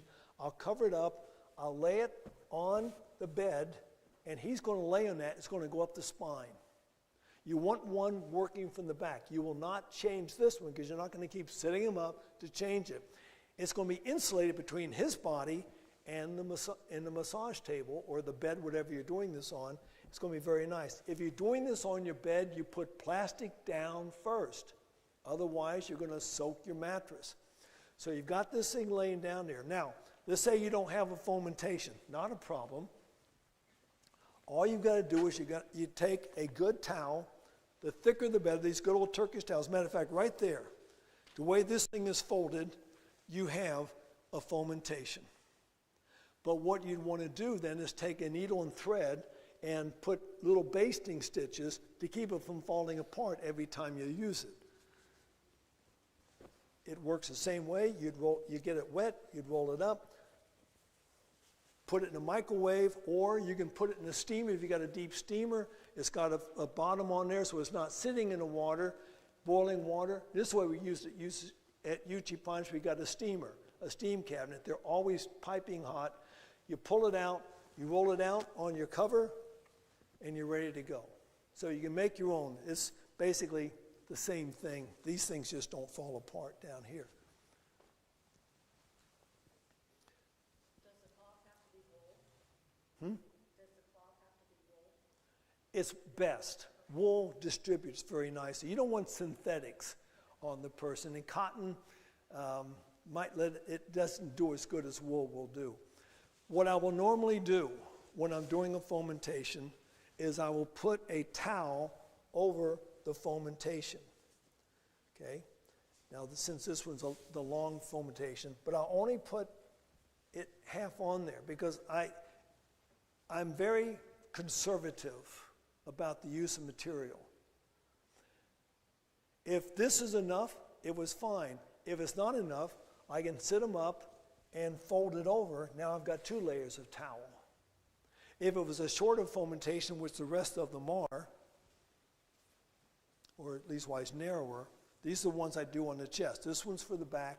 These are for the chest. It covers the whole chest. I would add more. Sometimes I would triple the towel. Okay? Here we got 1 layer. If that wasn't enough, I've doubled it. If that wasn't enough, I've tripled it. 1 towel. We had a lady at Uchi Pines who'd go into the treatment room with 35 towels because she wouldn't be concerned. And the rest of us are scrambling to trying to find towels to do treatments for our patients. I'd go in with 5 towels because I learned how to be conservative with the materials that I have to work with. Some people would, yeah, I got you. Some people go into the treatment with a basin this big, completely full of ice, and then put water in it. And they do that every single day.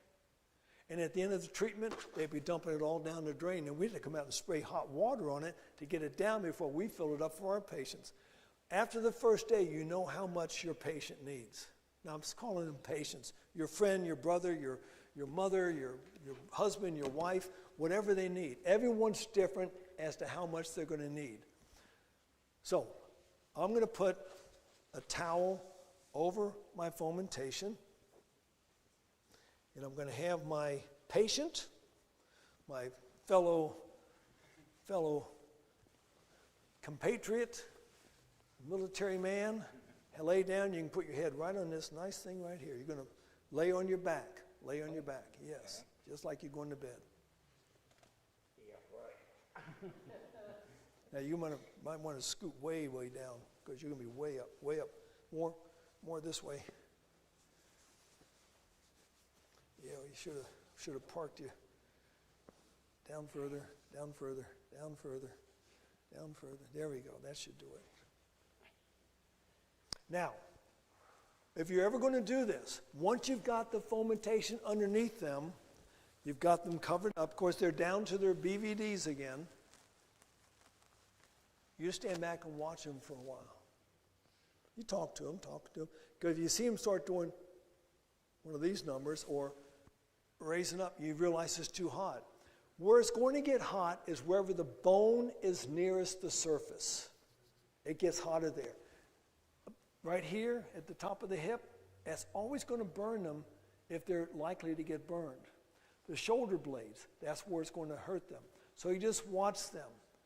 Because once you start the whole process, you're not going to be paying attention to, is that one too hot? After a minute or two, it should be stabilized, and if they're okay, that's what we want to do. Okay, we got our second fomentation. Matter of fact, I've got all three of the rest of my fomentations. I got 4 fomentations. That's all you'll ever need. I've got all 4 of them in plastic bags. I use a microwave oven. I don't use it for food. I use it for heating fomentations. They're all in there. They're all hot and ready to go. When it's time, I've got another cover. Now you can use an old Army blanket. I can use Army blankets. I will not use my Marine Corps blanket. I'll use an Army blanket. So I got shot a few times. And so I will spread my fomentation out on the blanket.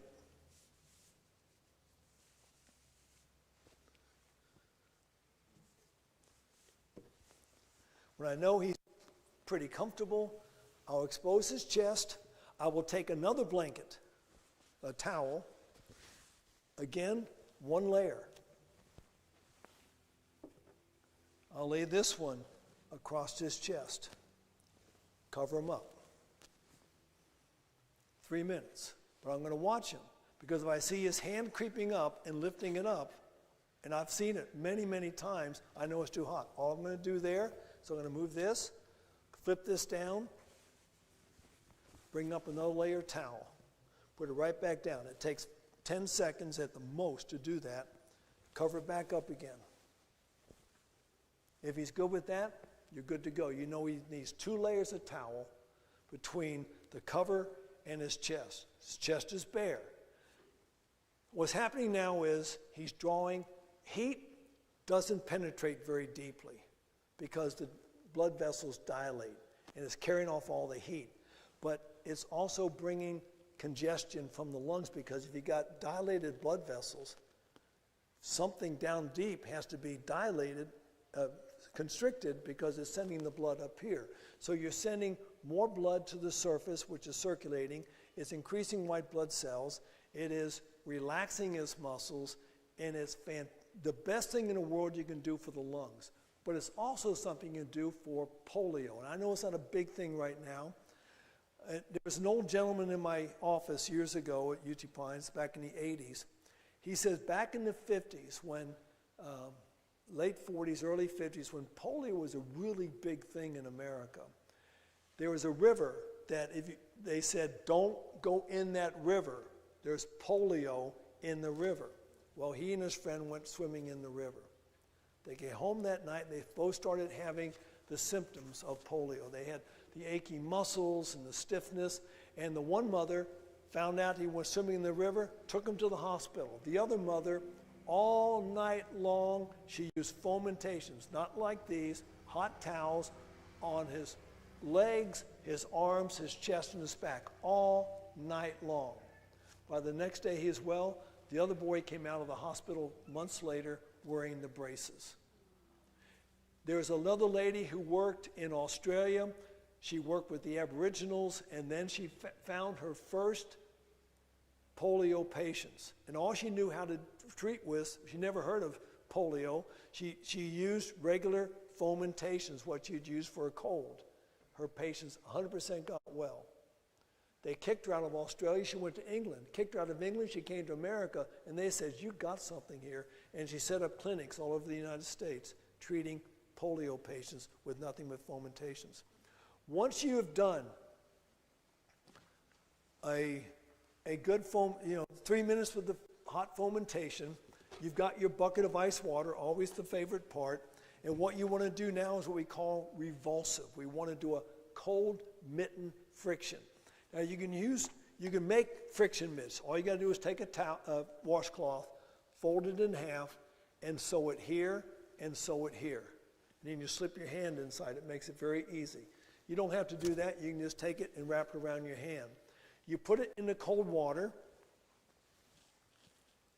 You remove the fomentation, and you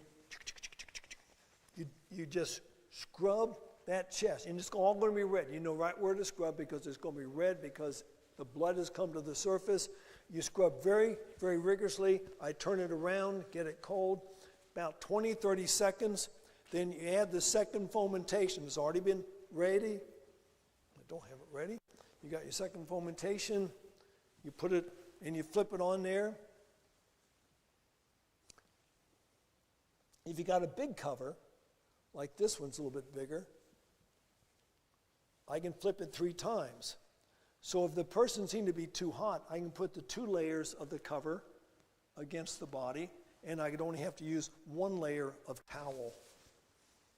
It's all about the patient, how much pain they can take. Trouble is, some guys, they're not going to tell you they're in pain. And I did that to an old gentleman in Germany and in Austria, and he got burned because he wouldn't tell me. He wouldn't show that he was feeling the pain. 3 minutes. And as soon as you get done with that one, you take this fomentation, you roll it back up, put it in a plastic bag, stick it back in the microwave oven, turn it on 3 minutes. So it's ready when this guy's ready. When you hear it ding, it's time to change the whole process. This is basically, it's 30 seconds of intense activity and 3 minutes of waiting for the next thing to happen. Now, at the same time, I'm taking his temperature because now his temperature is going to go up.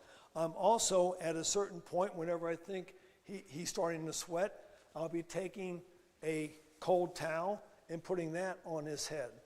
I'll also be taking his temperature. I will also be giving him water to drink. This is when the straw comes in handy, because when he's laying there, if I try to just pour bottled water in his face, up his nose, and his lungs, but if I put it off to the side, then he can drink it as much as he wants, and you got to replace the water.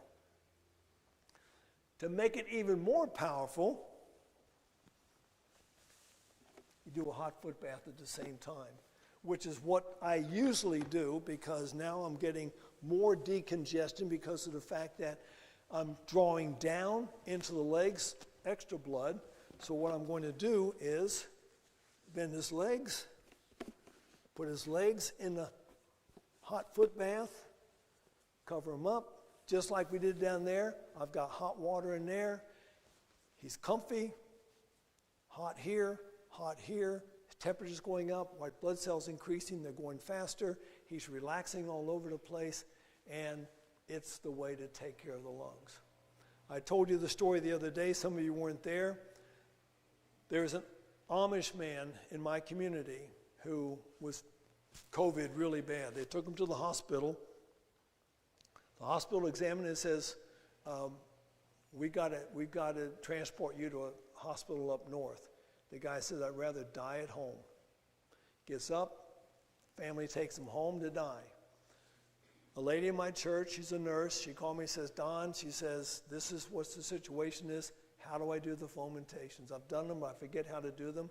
On the phone, I told her step by step, very simply, do this, and do this. She got it. Her son had some fomentations. She took them to the man's house. She got his daughter, told her daughter how to do it step by step, just word to mouth. She went in there, gave fomentations to his father. He was up in 2 days just fine. Dying in the hospital just fine with fomentations. This is the most powerful medication you can give a person. It's amazing stuff. How many times you change it? As many times as you want. But first time I ever had fomentations, I was stationed in Key West, Florida. I was a first lieutenant in the Marine Corps.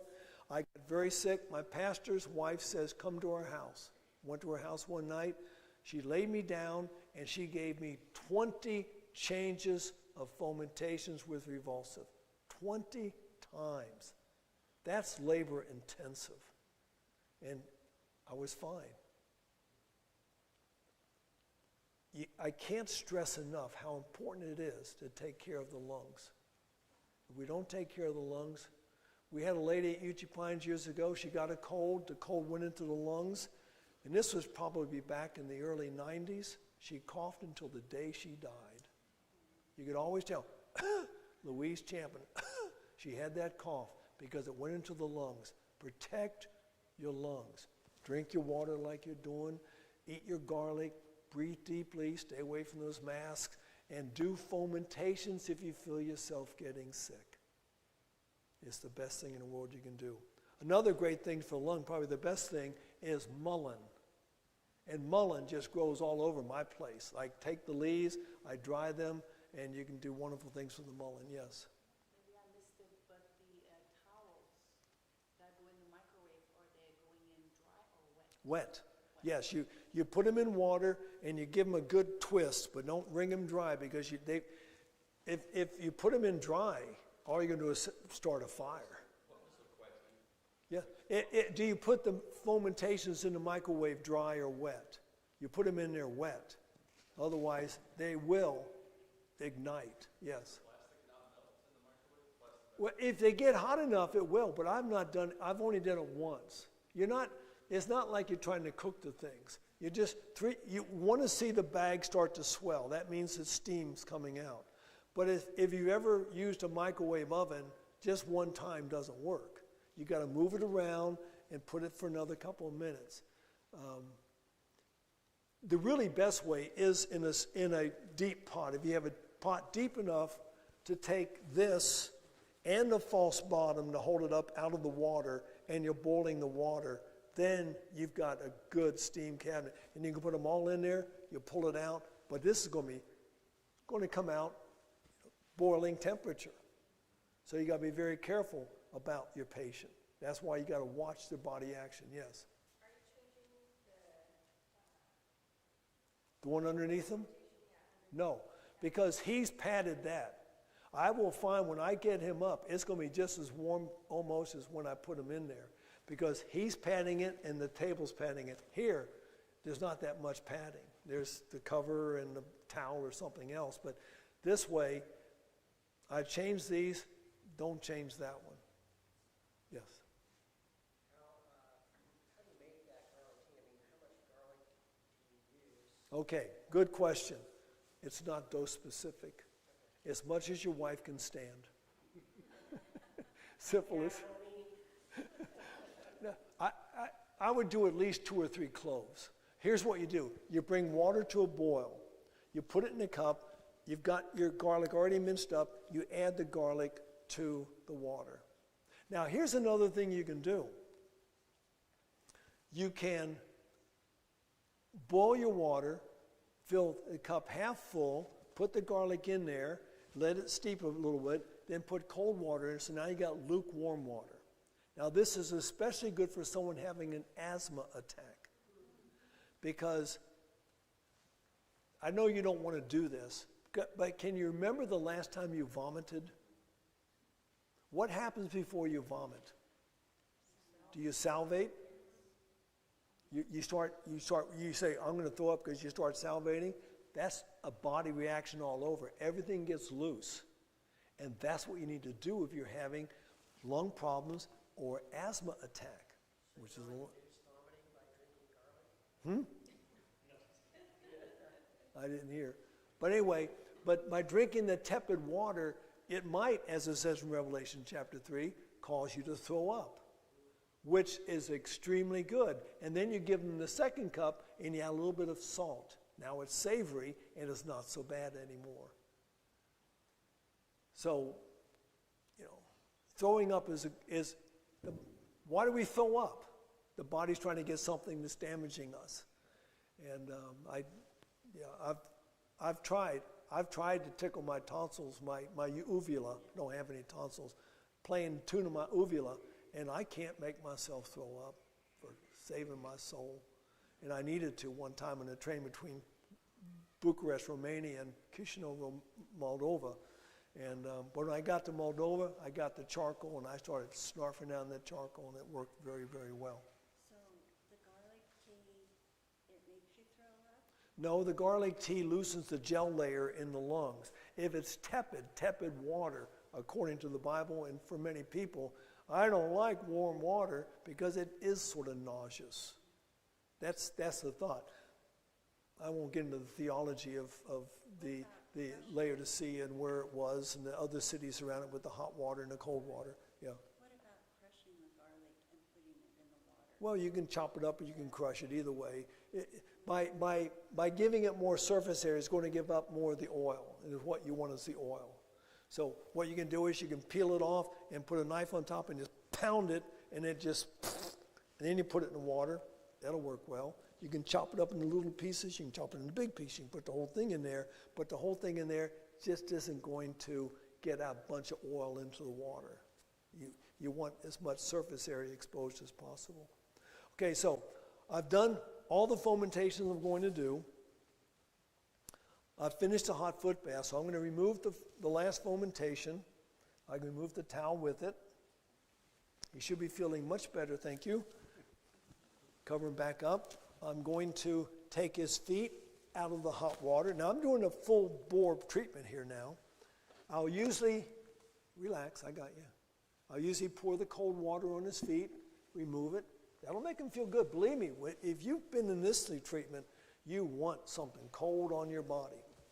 But now I do one of my other favorite things. I'm going to do cold mitten friction on his body, whole body. Here's what you do. You're going to start, let's say I start with the arm. So I expose one arm. Now he can hold his arm up. That's not a problem. I take the cold thing, and I work distal to proximal. Work here. I'm just going to go down with the cold cloth. Then I'm going to take a towel, dry it, okay, put it back under. I'm going to go over and do this arm. I'm not going to actually do it, but you do this arm right here. Then you're going to do the legs. Now, can you raise your leg up there and keep it up there? Sometimes it's very hard for a person. You've got some good abs. I usually do like this. Now you can relax. I put it in my shoulder, and I'm leaning into it. It's not going to go anywhere. Now I can do the cold mitten friction all the way down to the, as far as I can. Dry it off, lay it down. I do the other one. Okay, so now I've got both arms. I got both legs. Now I'm going to expose the chest, and I'm going to do the cold mitten friction on the chest and the abdominal area. Okay, I get done with that.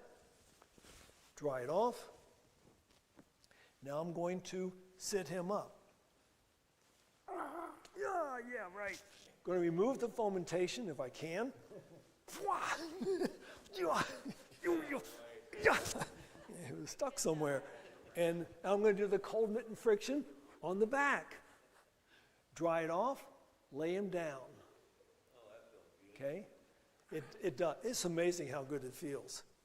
And then what I want to do, once he's recovered from that, he's going to get up, he's going to toddle off to his bed. I've already got the bed ready. I've got the plastic, I've got the sheet. Lay him down and let him rest for at least 1 hour. This treatment is the treatment of choice for any problems. You've got lung problems, you've got digestive problems, women's got dysmenorrhea. It's very good for all of those things. You can do it localized. If you've got a knee problem, do fomentations on the knee, on the hips, wherever it's at. It's a fantastic treatment. Any questions? Yes. Is there anything wrong with using the hydroculator instead of the fomentation? Yeah, but how many people have hydroculators? I've got one hydroculator, and the problem with hydroculators, to keep them right, they've got to always be in hot water. And who's going to keep, that costs money to keep things in hot water all the time. Hydroculator is just basically a piece of canvas filled with usually clay. And the problem with the hydroculator, that can eventually leach out, and pretty soon you got these bladders that are empty. They're very, basically, you can use the same hydroculator you change it, cold, put the same one down, because it holds the heat forever. But most people just don't have hydroculators. Now, for the back, you can use a thermophore. I used a thermophore for my friend when I did that a couple weeks ago, a thermophore on the back, and he held the control. If it got too hot, he let go. He can handle it, squeeze it again. He turned it off and on, so he had that heat always radiating, and all I had to do was concentrate on this part right here. All right, finally, sir, Santa Claus. Sir. He's ready for your question. I'm ready for your question at That last. was the one I forgot. You wanted to hear that, didn't you? You wanted to see if I was going to remember. Yeah, mullins. What was that for the lungs? Mullein.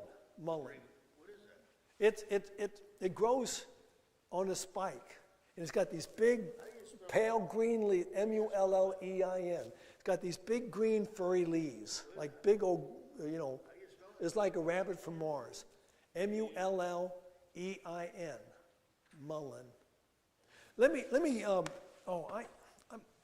I better let you go home. Or you don't have to go home. Just go back you can go back to your seat. Let me help you up here. I'm going to show you something, an app for your phone that you've got to get. I'm not into apps. I'm apt to forget how to use an app.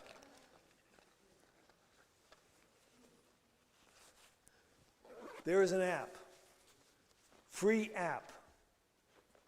It's called Picture This. Anyone heard of Picture This? Someone has? What you do, you go is on the back page of my apps thing. Nope, that's Duolingo, which doesn't do me any good whatsoever. So yeah, I'm good.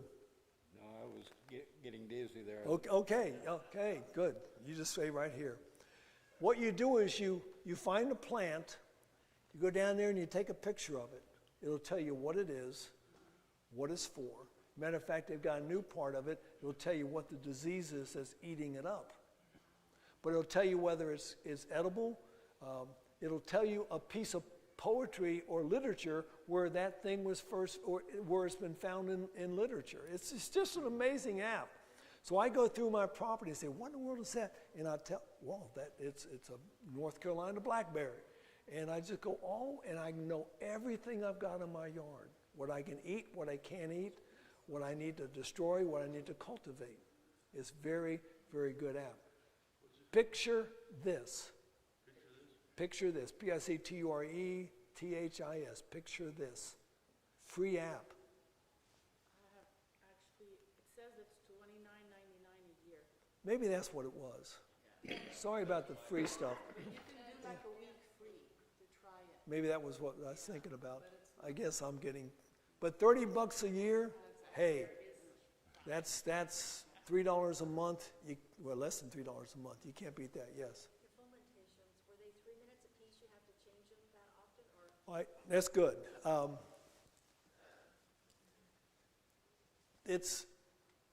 It's not a law of the Medes and Persians, 3 minutes, 30 seconds, 3 minutes, 30 seconds. I try to get within that range as close as possible.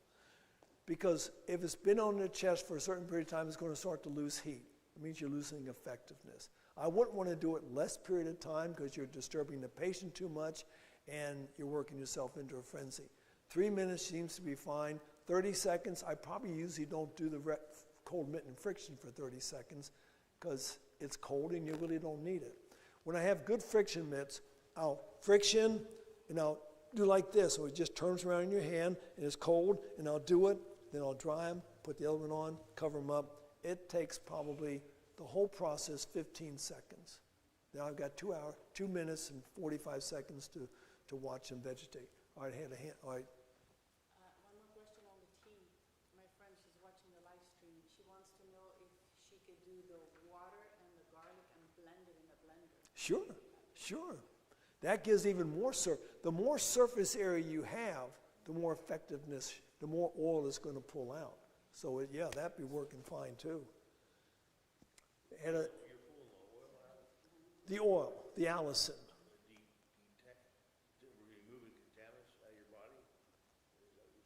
No, to blend up the garlic, it's now you're getting more surface area, which the hot water can pull out the allicin, the phytochemical that's in the garlic that will go into the lungs and loosen the gel layer so you can cough it out. Yeah, yes. We usually add lemon juice, honey, and a pinch of cayenne. Would that not be the same for this, for a cold, I mean? Well, all we're doing this for is to loosen up, the lemon and the cayenne. Now, when I first started getting into natural medicine, I was only used the book Back to Eden by Jethro Kloss. And his favorite treatment was you take a small glass of water, you squeeze a whole lemon in it, and you put a teaspoon of cayenne pepper in it. Now, if you've ever done that, you drink that down, does anyone know what happens? Everything leaks. Your eyes leak, your nose leaks, everything becomes liquid in your body, which is really a good thing. Probably your lungs are leaking too, which is what we want. We're talking about the gel layer getting loosened up. It's very, very good. I don't think all that cayenne pepper is too good, but we were giving it to everybody that way. Then my mother sent me some books by Dr. Thrash, and I started getting into other ways. Now, I am not against cayenne pepper. I always carry it with me. A friend of mine, as a matter of fact, I've mentioned it before, a friend of mine called me and says, Don, I've been invited to go to Boise, Idaho. I can't go. We're going to, something else is coming up. Can you? I said, well, if they accept me, fine. So I was accepted. That's why I'm here. Her mother had a stroke while she was there a few weeks ago. Dana Geshelchen. And they're in North Dakota right now. And she had some tincture of cayenne. She put 2 dropperfuls of tincture of cayenne. We're talking about powerful stuff under her mother's tongue. And she was perfectly fine. What does it do? Oh, I was our friend prevented a heart attack twice with cayenne. What does it do for a heart attack and a stroke? Dilates the blood vessels. Matter of fact, they have these crazy people, they got to be crazy, who have these contests to see who can eat the hottest peppers. Why would you want to do this in the first place?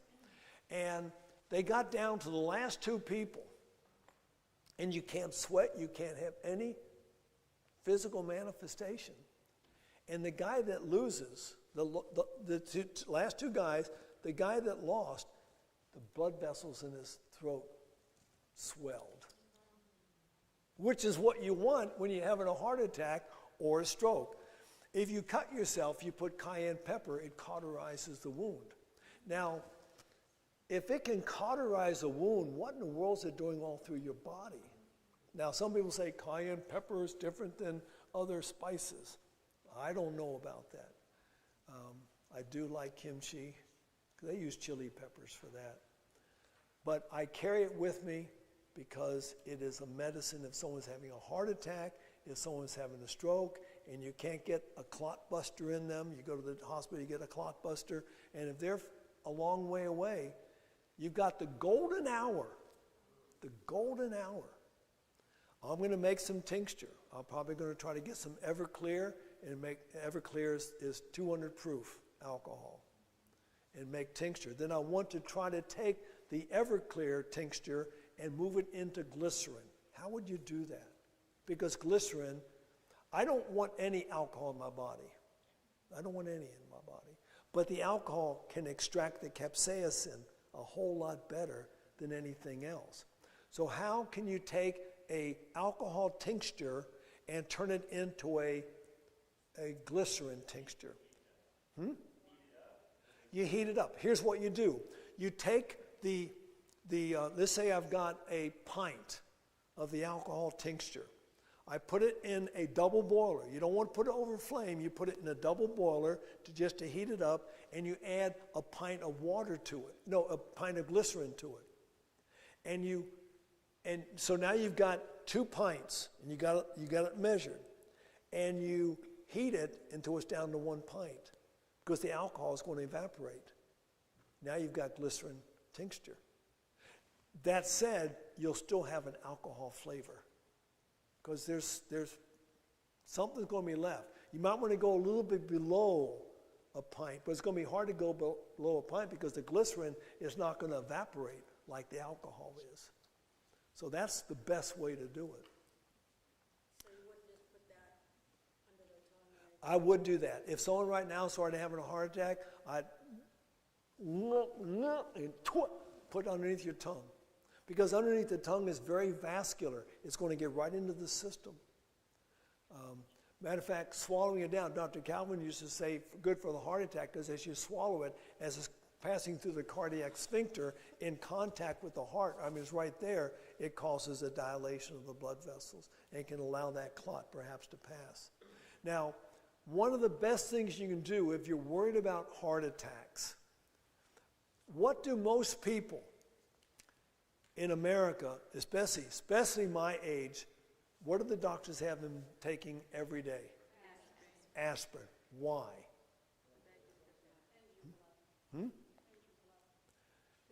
It doesn't thin your blood. It poisons your clotting mechanism. Water thins your blood.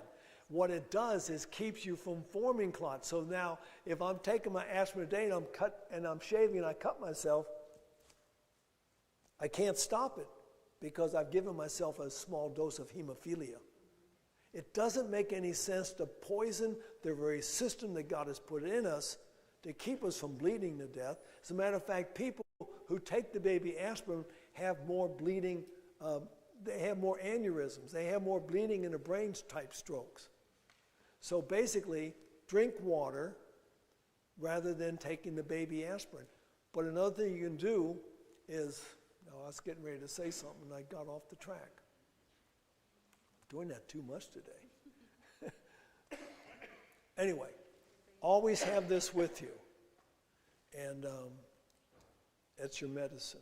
Yes. Do you have a kind of recipe for if you had a quart of Everclear, how much cayenne would you add? All right, that's a good question. You know, it's one of those. First of all, I probably wouldn't make a whole quart because you're going to be having that a long time. Jesus will come and it'll be burned up in the fire. Probably a pint is as much as you want.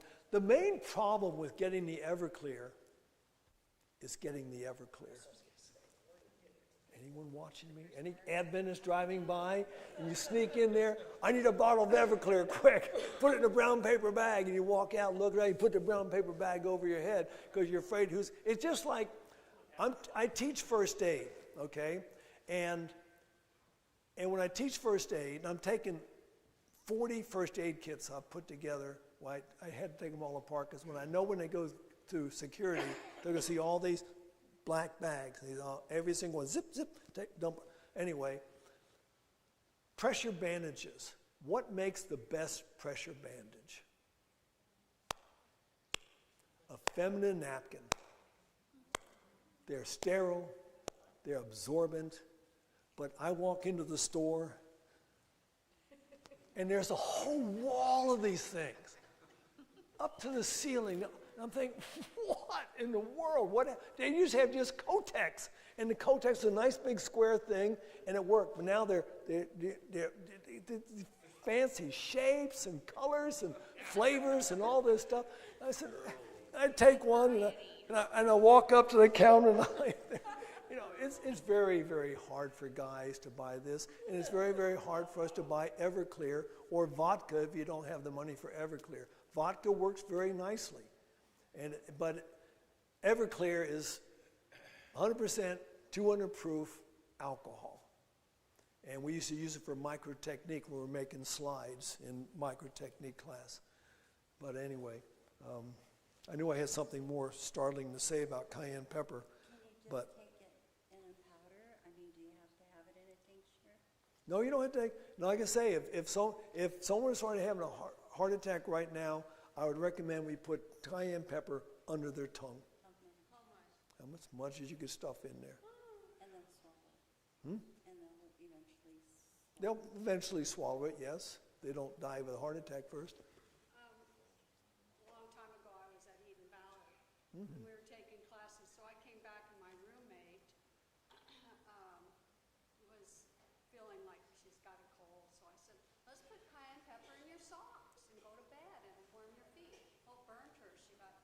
Really? Whoa, that tells you something about putting it in your colon, doesn't it? Garlic will do that too.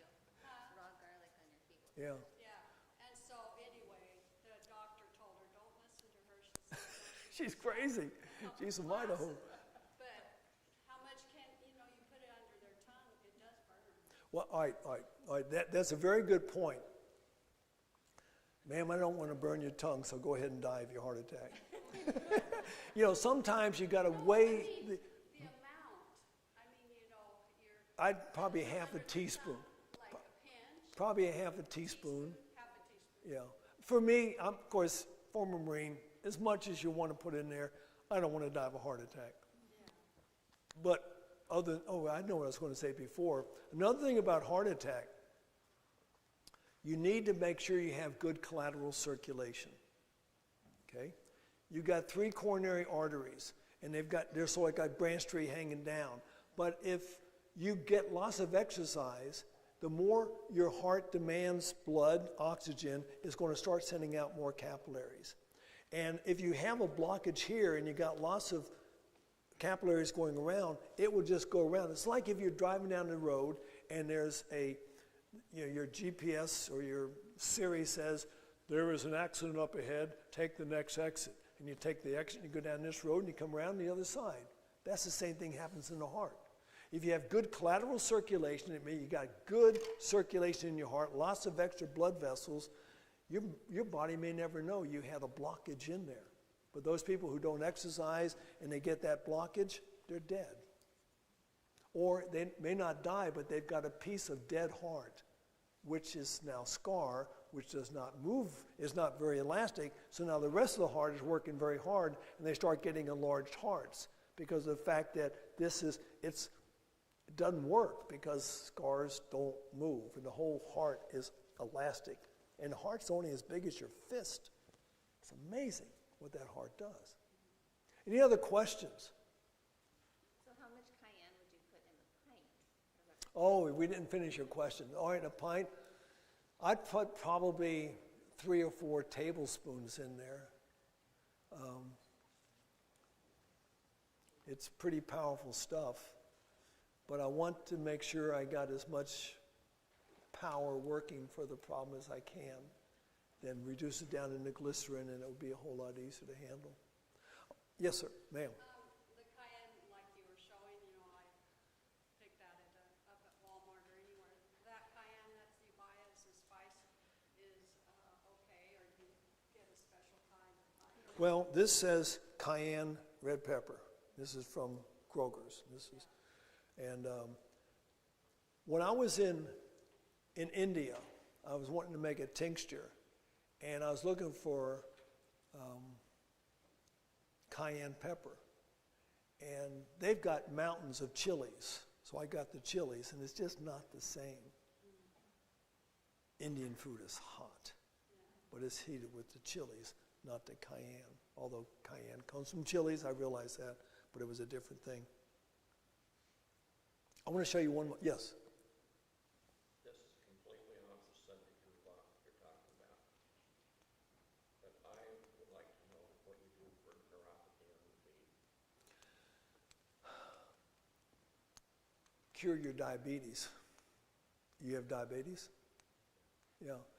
You got to reverse the diabetes. Because basically, neuropathies diabetes in the first place is going to destroy your circulatory system, your blood vessels. Whenever you go to a doctor and they look in your eye, they look in the back of your eye and they can see your blood vessels and they can see they're being destroyed. It's the number one cause of blindness in America is diabetes because you've destroyed your circulatory system. 6 eye surgeries, okay. Are you type 1 or type 2? No, are you type 1 or type 2 diabetes?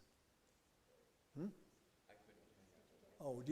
don't take shots. Okay, you're type 1, type 2, because you'd have to take insulin if you're type 1. You need to cure your diabetes, and it's completely reversible.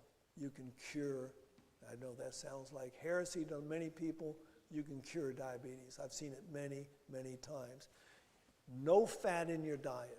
None. No butter, no margarine, no fried food, no salad oils, no cooking fat, no mayonnaise, no peanut butter, no almond butter, no sunseed butter, nothing. Because that's the problem. Second thing, eat 2 meals a day. Now, the old way for treating a diabetic was 5 small meals a day. It may help your diabetes, but you're wearing out your digestive system. You never rest. You need to have a good breakfast and a good lunch. And that's going to help you lose the extra weight. You lose the extra weight, it's going to help your diabetes. You need to be on a green diet. You need to eat a lot of salad, a lot of fiber. You need to eat beans every day. Not all lathered up with, barbecue sauce. Just eat the beans like we ate at the Ramos this day. We had pinto beans. I can live on pinto beans forever, I think. Well, in heaven, I want something else. But down here, pinto beans do just fine. You've got to drink plenty of water. Your body's not working well without the water. You've got to stay away from refined carbohydrates because then you go into, there are stages. It's a metabolic system. First of all, it begins with diabetes. It begins with overweight. Next thing, you become into carbohydrate intolerance. And now your body's just not dealing with your carbohydrates, so you feel tired all the time, you feel fuzzy in the brain, you got digestive problems, and you crave sweets. The next step up is going to be insulin resistance. Now the body starts taking up those insulin receptors, so you're not taking in much glucose. At this point, you've got plenty of glucose circulating through the system, it's not getting into the body, but the cells are crying out, we need some food down here, so you're always hungry. That's one of the main signs. You're always hungry. So you're eating all this food, which makes your glucose go up even higher, your sugar higher, but it's still not getting into the cells. So now the body says, we got too much sugar, so what's the body do? It makes you diuresis. You go to the toilet a lot because one of the ways the old way, I'm glad I wasn't a doctor back then, the old ways to test for diabetes is to take a urine sample and taste it. The whole term for diabetes is diabetes mellitus. It's Greek and Latin together. It's basically sugar flowing through the urine. The doctors would notice that people that they call now diabetics, the ants love their urine because they like the sweetness of it. So now you're peeing all the time, getting rid of the sugar. But now the body, since the blood is 93% water, is saying, feed us some more water, so you're drinking. We call it polyphagia, polyuria, polydipsia. Always hungry, always thirsty, always urinating. Dipsia was the drinking one, crossing over there, right there. So no refined carbohydrate. You got to eat high fiber foods. We can cure, matter of fact, I'll send you a protocol for diabetes. Now the problem with the protocol is you got to do it. And the problem with doing it is going to interrupt your appetite. We got two things. We got appetite and hunger. Hunger is easy to satisfy hunger.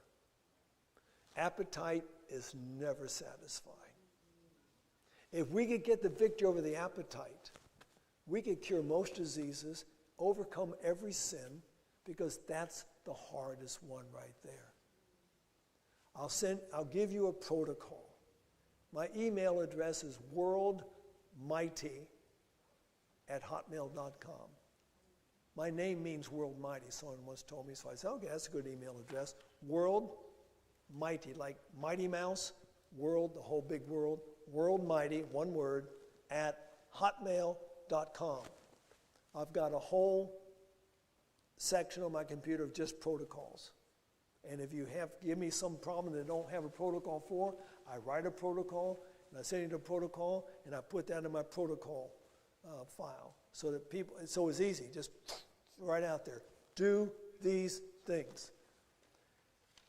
And you can cure it. And if you do that, your diabetic neuropathy is going to get better because your circulation is going to increase. Now, I'm glad you mentioned that. The hot foot bath, you never give it to somebody with diabetic neuropathy. Now, there's a reason for that. It's not because they can't feel the hot water. I can feel the hot water. The problem is they don't have good circulation. Now, there's an experiment that we could do if I had a blood pressure cuff, and I probably wouldn't even do it, but here's what you do. If you put a blood pressure cuff in a person's arm, you pump it up, the brachial artery pushing against the humerus will stop the blood flow, okay? That's how we measure blood pressure. We start to let the air off. We see how much pressure it took to get through and how much pressure it is when it's normalized. But if you keep the blood pressure, if you keep the blood flow out, what's going to happen to your hand first? It's going to get numb. It's going to turn pale. It's going to get very numb. Then you're going to start to feel pins and needles. Then what do you think happens next? Unbelievable pain. I mean, a lot of pain. Is it because the blood pressure cuff's pushing on my brachial artery? No, it's a signal. See, what's happening when you have poor circulation, when glucose, which is C6H12O6, that's a very simple chemical formula, when it gets into the cell, in the mitochondria, it breaks it down into three things. H2O, which is CO2, which is carbon dioxide, and adenosine triphosphate, which is energy. Now, water's a good thing. Our body likes the water. We are 70% water. The ATP is a very good thing. That's our energy. How about carbon dioxide that we've been breathing back in through those stupid masks that they made us wear for 2 years? Is that good for us? All right, so it's going to start building up. It's building up because your circulatory system isn't taking it away. And so the body will send a signal of pain to the brain. That's if you feel pain. But the problem is you have neuropathy. Nothing's happening. But I've done this. When I was in class, they put the pressure cuff on my arm, pumped it up. You know, me, a Marine, well, I can handle this. But it got to the point where I was squirming. And all the girls says, let it off. Let the air out. Pain was gone. Because it was this, I told the body, okay, circulation is resumed. You can quit warning me about this buildup of carbon dioxide. So we need to get our circulation back under control. And that's going to help the nerves recover, and you'll be back in good shape again. Yeah. Now, one thing you can do to increase circulation, don't use heat, use the salt glow. Salt glow. You take that basin and put that kosher salt in there, put some water in there, sit your foot in there, and take your hands, get it full of salt, and just rub your feet and rub your leg. It increases circulation.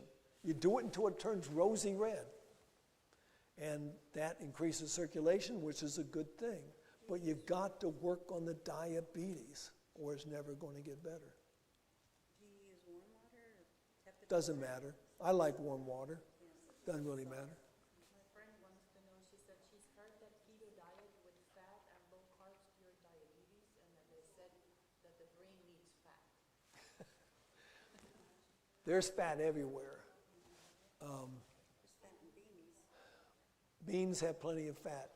You know, when we talk about what we need, what we don't need, there's so many myths floating around out there. Besides Santa Claus, the Easter Bunny, and what's the other one? There's another one of those creatures out there that the tooth fairy. Protein is one of the biggest myths. Oh, we got to have more protein. We need very little protein as they're thinking about protein. Got to eat the animal to get the protein. Well, the animal didn't eat the protein to get animals to eat protein. But the fat thing, we've got fat in certain quantities. Have them eat olives. Have them eat avocados. Have them eat almost anything that's going to have some degree of fat in it. Beans have fat in it. Now, you don't have to add fat. It's already got the fat in there. I'm just going to stop at that. If you have a good, well-rounded diet, you're getting enough fat for your brain. I like to eat some coconut oil periodically. because it's very good for the brain. But I don't have diabetes, and I don't intend to get diabetes because I'm trying to live the best life I can. And as I mentioned yesterday, and some of you weren't here, this is a test for the rest of you who were here. What's the best treatment for any disease? You weren't here yesterday. But that's what someone said yesterday too. We always sit there, we go down the laws of water, appetite, rest, and this and this and this. No, it is practicing the prevention of the disease. Whatever caused the disease, start doing what would have prevented the disease, and your disease is going to reverse. And it's amazing to see it happen. We have patients coming to UG Pines in wheelchairs and walkers and canes, and we got a whole collection of them in a room. They were diabetic, and they leave, walk in, and just having a great time. Sunshine is very important for you. Sunshine dilates the blood vessels. Taking cinnamon tablets and ginger. They do a few things. They lower blood sugar. They also make the cells more sensitive to insulin. They're also anti-inflammatory, and diabetes is an inflammatory process. They did a very interesting study. They showed that people who did not attend church on a weekly basis had higher C-reactive protein. C-reactive protein is a marker for inflammation. Diabetes is an inflammatory process. So we need to get away from those things that cause the inflammation. So that was cinnamon what? Ginger. Where do you get those? Oh, you can get ginger and cinnamon tablets at any drugstore or herb store. You're not getting them at most drugstores. I'm not a fan of the place, but I get most of my stuff from Amazon.com, and you can get everything in the world but your grandmother's socks on Amazon.com, because my grandmother was wearing them when she died. So. I missed that part about people who don't go to church every week. No. I was kind of dozed off. Okay, a study was done that people who do not attend church on a weekly basis have higher C-reactive protein. C-reactive protein is a marker for inflammation. So they have a higher chance of having inflammation? No, a lower. They have C-reactive protein shows that you are inflamed. If you go into church, your inflammation is going to be lower, and inflammation is, as I showed you the slide before, is at the foundation of almost every disease. Why is it? Why is Why is it lower if I go to church every week? John 14:27, peace I leave with you, my peace give. We're at peace. You're not stressed. You shouldn't be anyway. You're just sitting there enjoying. I love the songs. I love the prayers. I love the preaching. I love being with my brothers and sisters. I know it was all the donuts and all the pastries they gave you at the end. Now, it used to be the biggest blood test for diabetes was just a glucose test, you're a fasting glucose. But that only looks back 12 hours. Now we got the A1C. I love hemoglobin A1C. You can't hide hemoglobin A1C. That's looking back 3 months because sugar is sticky and it sticks to your plasma cells. And they're looking about how much you got in your plasma cells there, buddy. And if you got too much on there, you can either be pre-diabetic or diabetic. And so you want to keep that low, and it's by keeping the sugar down. I realize that sugar is basically the name for the disease, diabetes mellitus, but it's not good to take sugar in the first place. I mean any sugar. Can I just have a little bit? No, not a little bit. How about honey? Even honey's not the best in the world. If you got to have some, muy poquito. Here's the problem. Honey is 20 times sweeter than sucrose. We'll put a teaspoon of sugar in our, I don't drink it, coffee, but say, oh, sugar's bad. So we put a teaspoon of honey in our coffee. Well, you got so much more sweetener. Why do you need that? Just muy poquito in there. where I'm getting off subject here. Any other questions? I want to show you one more hydrotherapy treatment. Cramps, what do you do for cramps, like leg cramps or leg cramps? Okay? One of the best things for cramps is stretching. And it's very, well, you've tried it, but you might have not tried it the right way.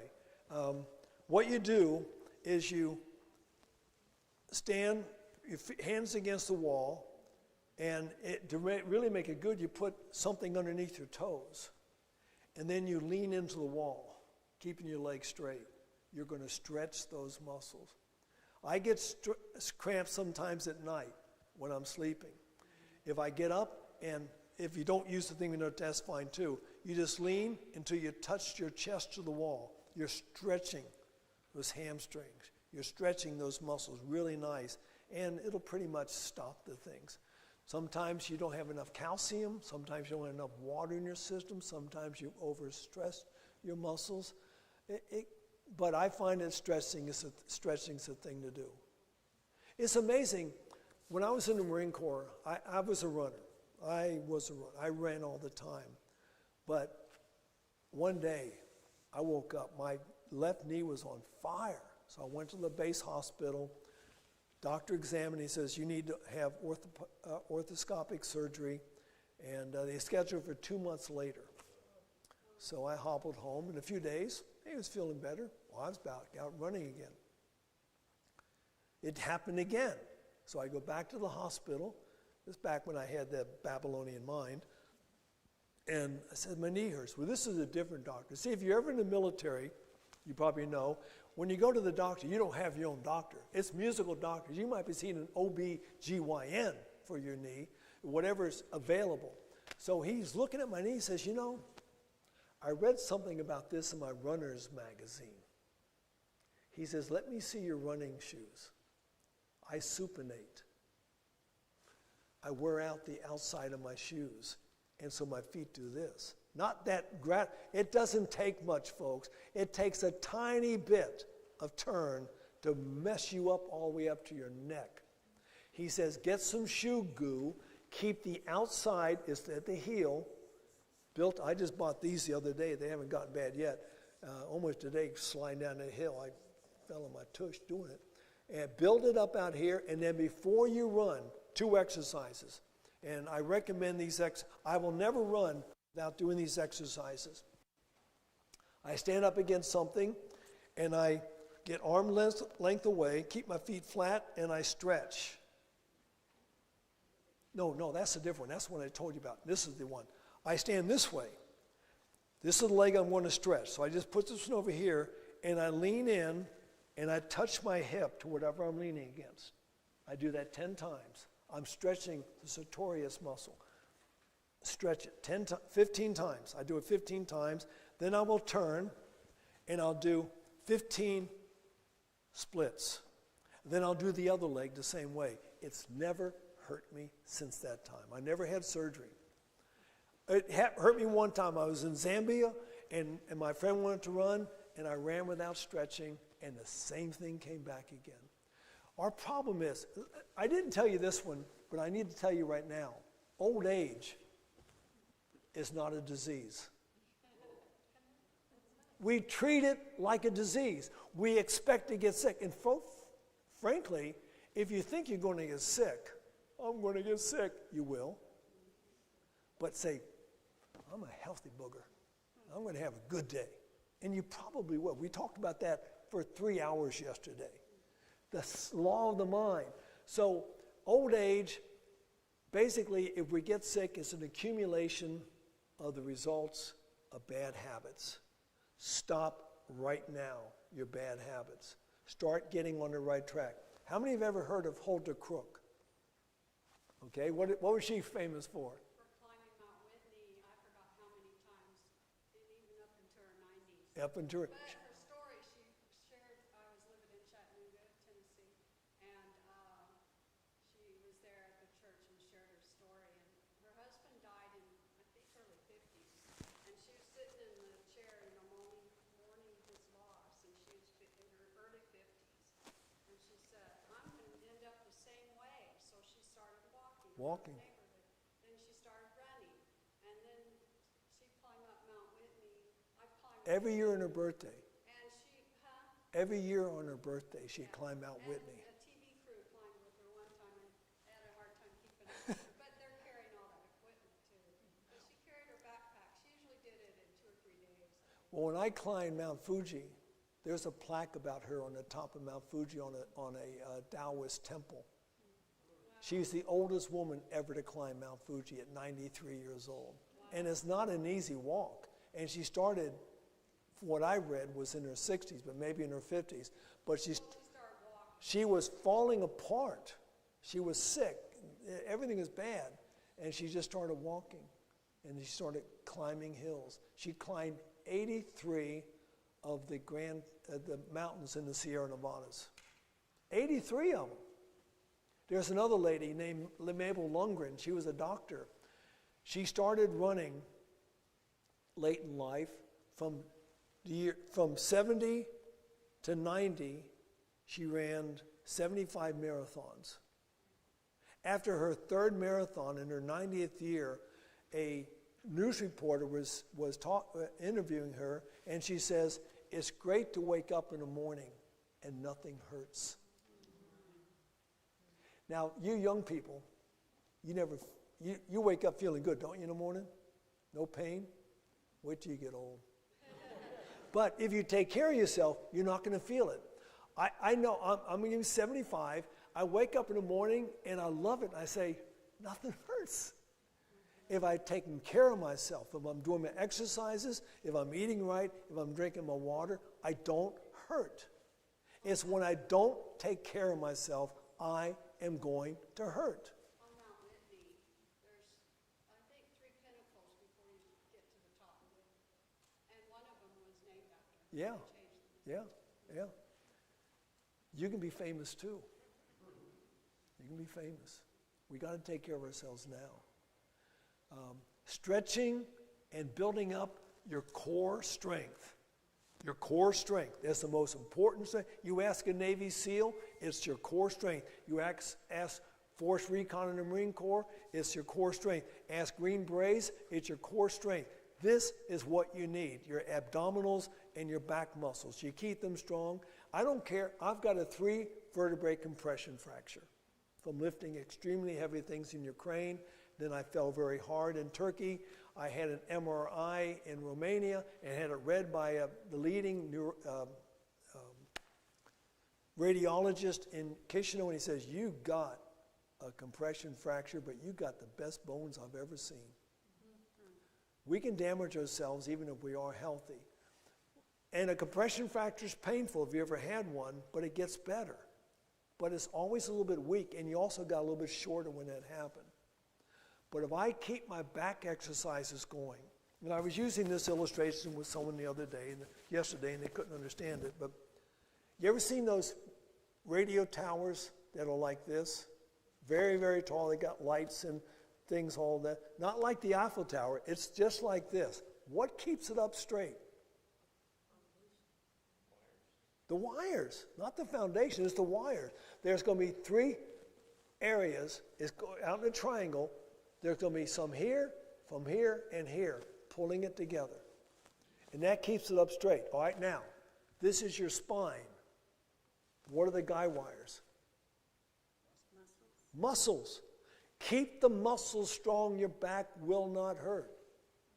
There is down there in my neck of the woods when I lived in Alabama, there is an old redneck guy out there hunting, and he couldn't find anything to shoot, so he saw this big tower, and he thought he'd shoot that red light out the very top.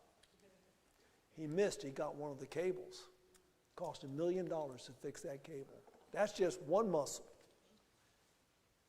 Now you say, "What? Give me some exercise." No, go to the internet, say back exercises. You'll find thousands of them. Find the ones that fit you the best. Laying there just doing leg lifts, simple leg lifts. Then you leg lift and you reach over and touch over it, and then reach over, touch here. You lay down there flat and you've got this little lumbar curve. Try to force it out, laying flat. It takes muscles to do that. That's going to be abdominal muscles and back muscles. Make these muscles strong, and nothing's going to hurt your back. I remember in 1985, Some friends were going to go plant trees up in the Upper Peninsula of Michigan in September. I said, I'll go with you too. And I would plant 4,000 trees a day. Now, if anyone's ever planted trees, I'm not talking about digging a hole in your backyard and planting an apple tree. I'm talking about planting 4,000 loblolly pines. You spend the entire day with this thing called a hodad, bent over with trees on your hip, digging, planting, and whole day, my back never hurt once. And I blew my back out in the Marine Corps. Because when I knew I was going to go that summer, I did my back exercises twice a day, every day. My back was as strong as it's ever been. I never felt a twinge of pain. I got cramps the first few nights because of being bent over, but that was in my legs. That got over too. Another good thing, this is talking back to hydrotherapy, I lived in a tent in the woods. I cannot go to bed dirty.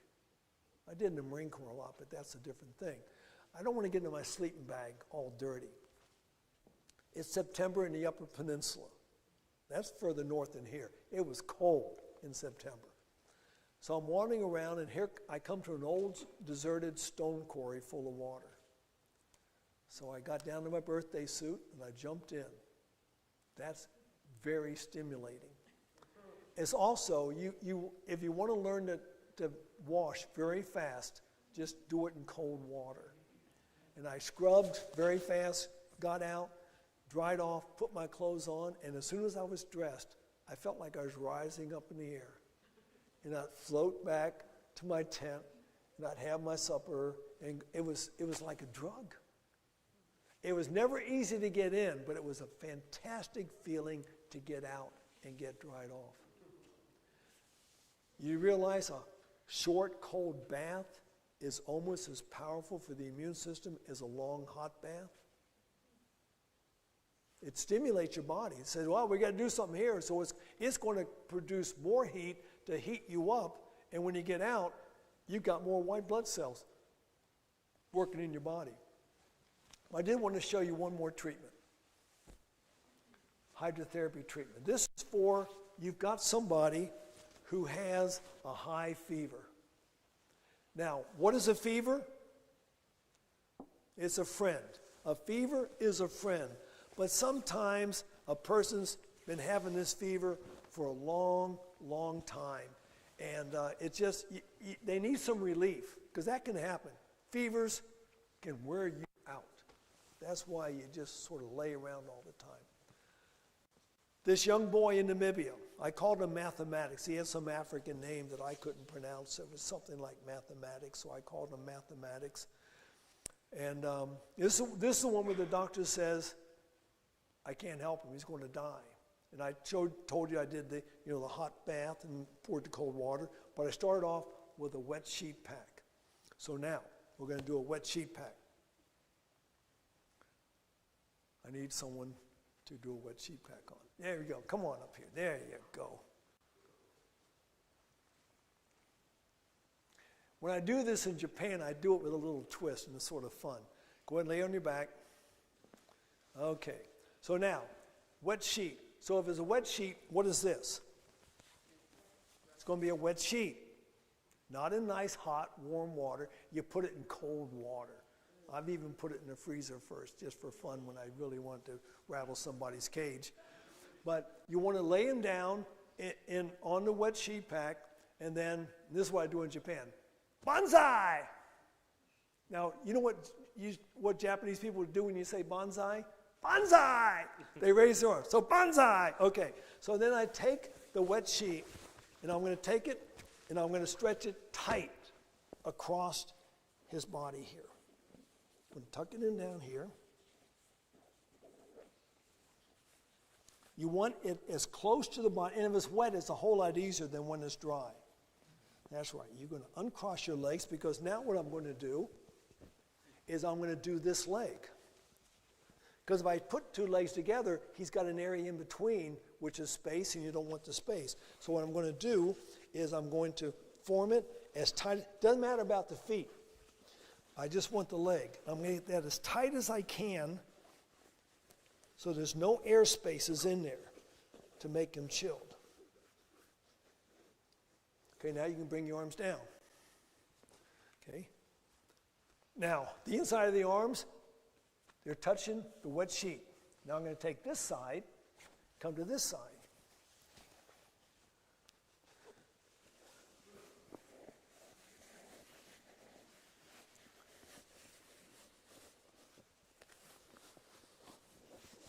Nice and tight on there. Then I'm going to go over there and get this leg. Now, this is a treatment that does three things, three different things.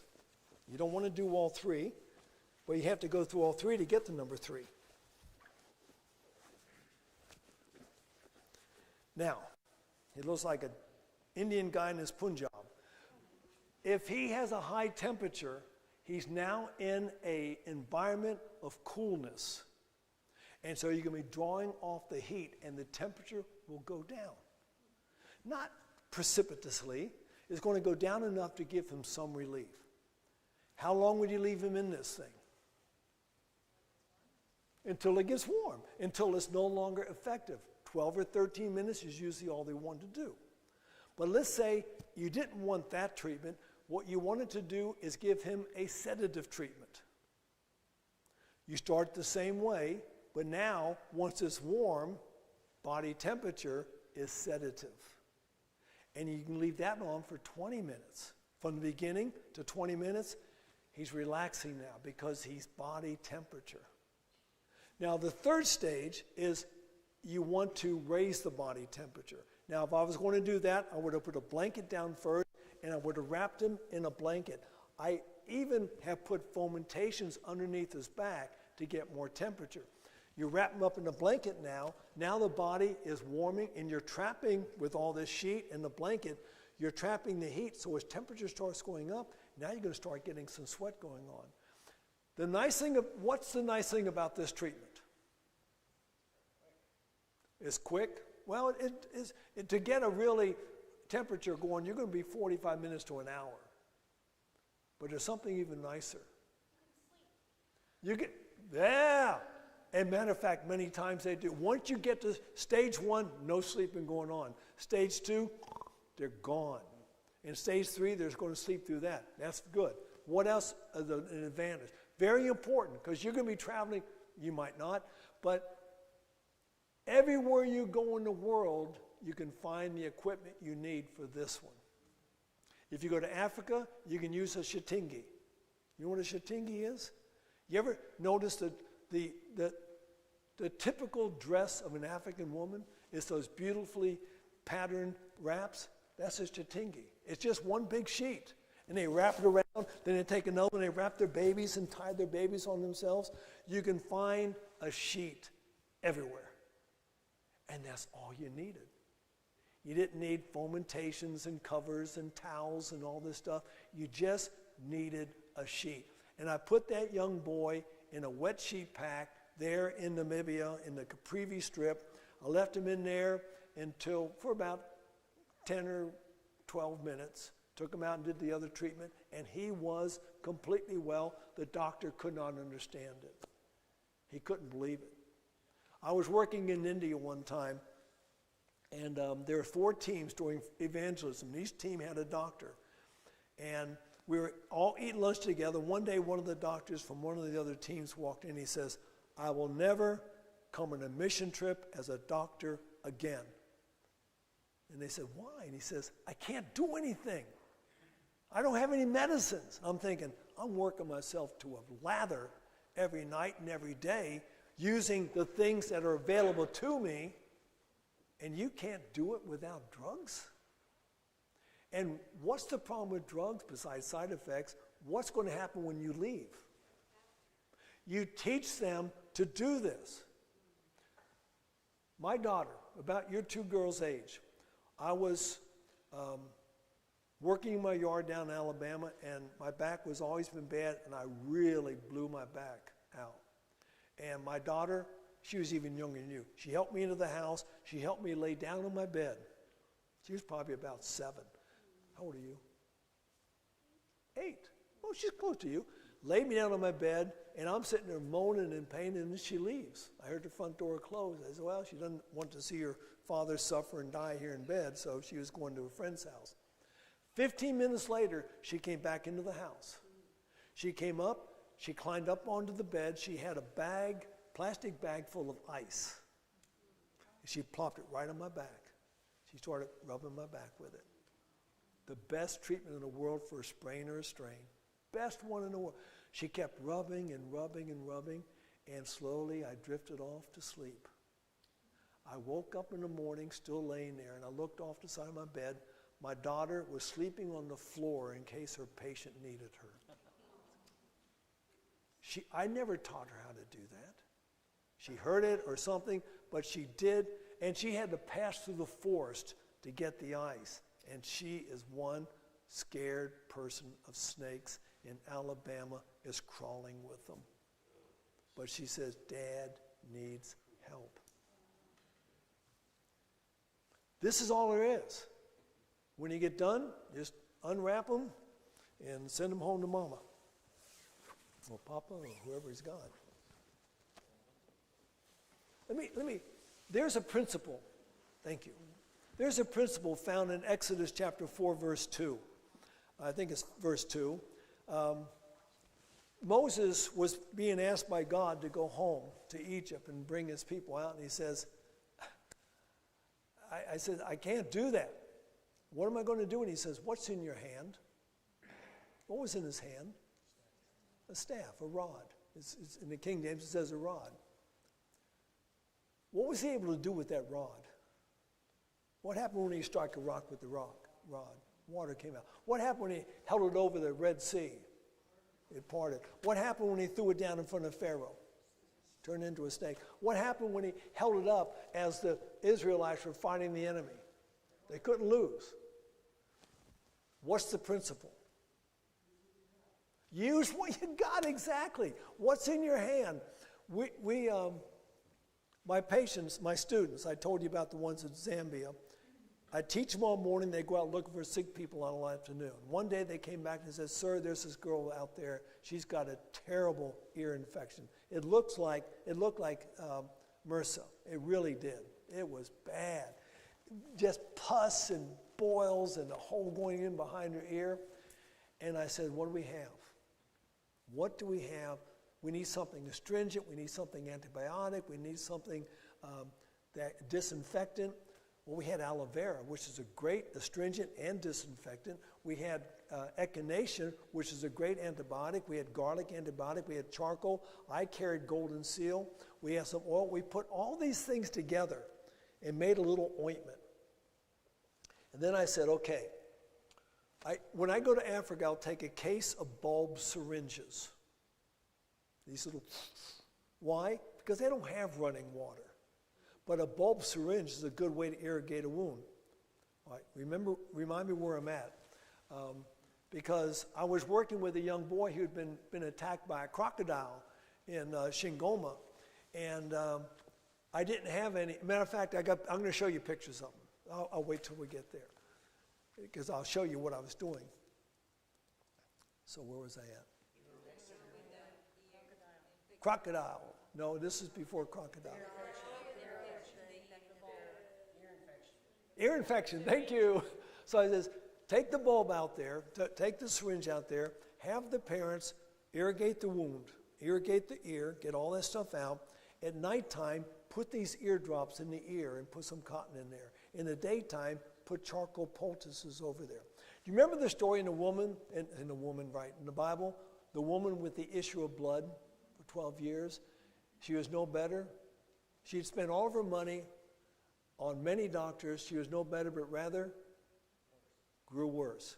That's exactly the same situation with this family. They had spent all their money on doctors and medicines and clinics, no better, getting worse. They're trying to sell their house to have enough money to get more treatments. In 1 week, all there was a scab.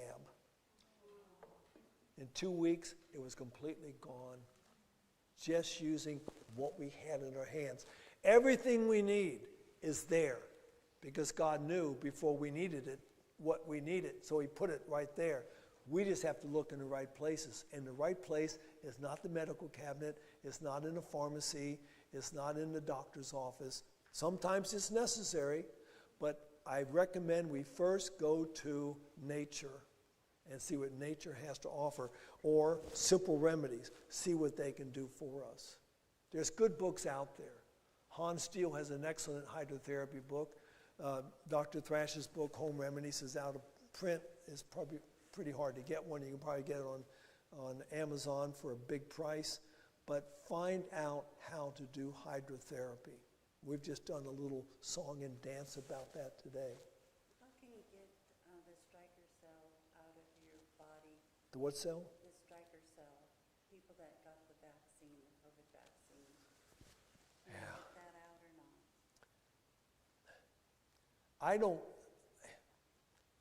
I would try everything we've talked about. I'd try a total detox.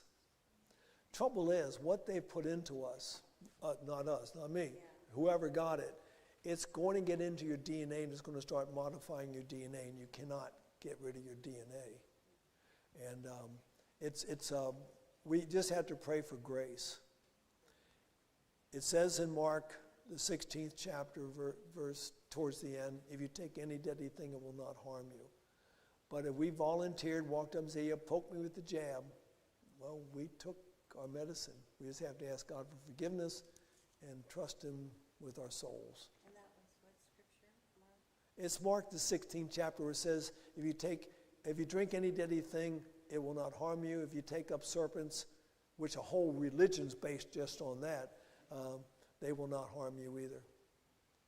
That's not the King James, that's the Don Miller, but that's what it's basically saying. And people take that whole thing literally, pick up snakes. There's a religion, the Appalachian snake handlers. You go to church, there's a box up front full of copperheads, rattlesnakes, and cottonmouths. No, copperheads, rattlesnakes, and cottonmouths. They got to reach in and pull one out, because it says you shall take up serpents. Not this guy. That worked when Paul was on Melita and he was putting wood on the fire and a viper came out and hung on his arm. That one was for. I want to go to another program. There's two quick programs I've got to show you, and we can have more questions, but let's see, what do I want to do? I want to do this one right here. You'll like this one. I'll try to be, this is an amazing one.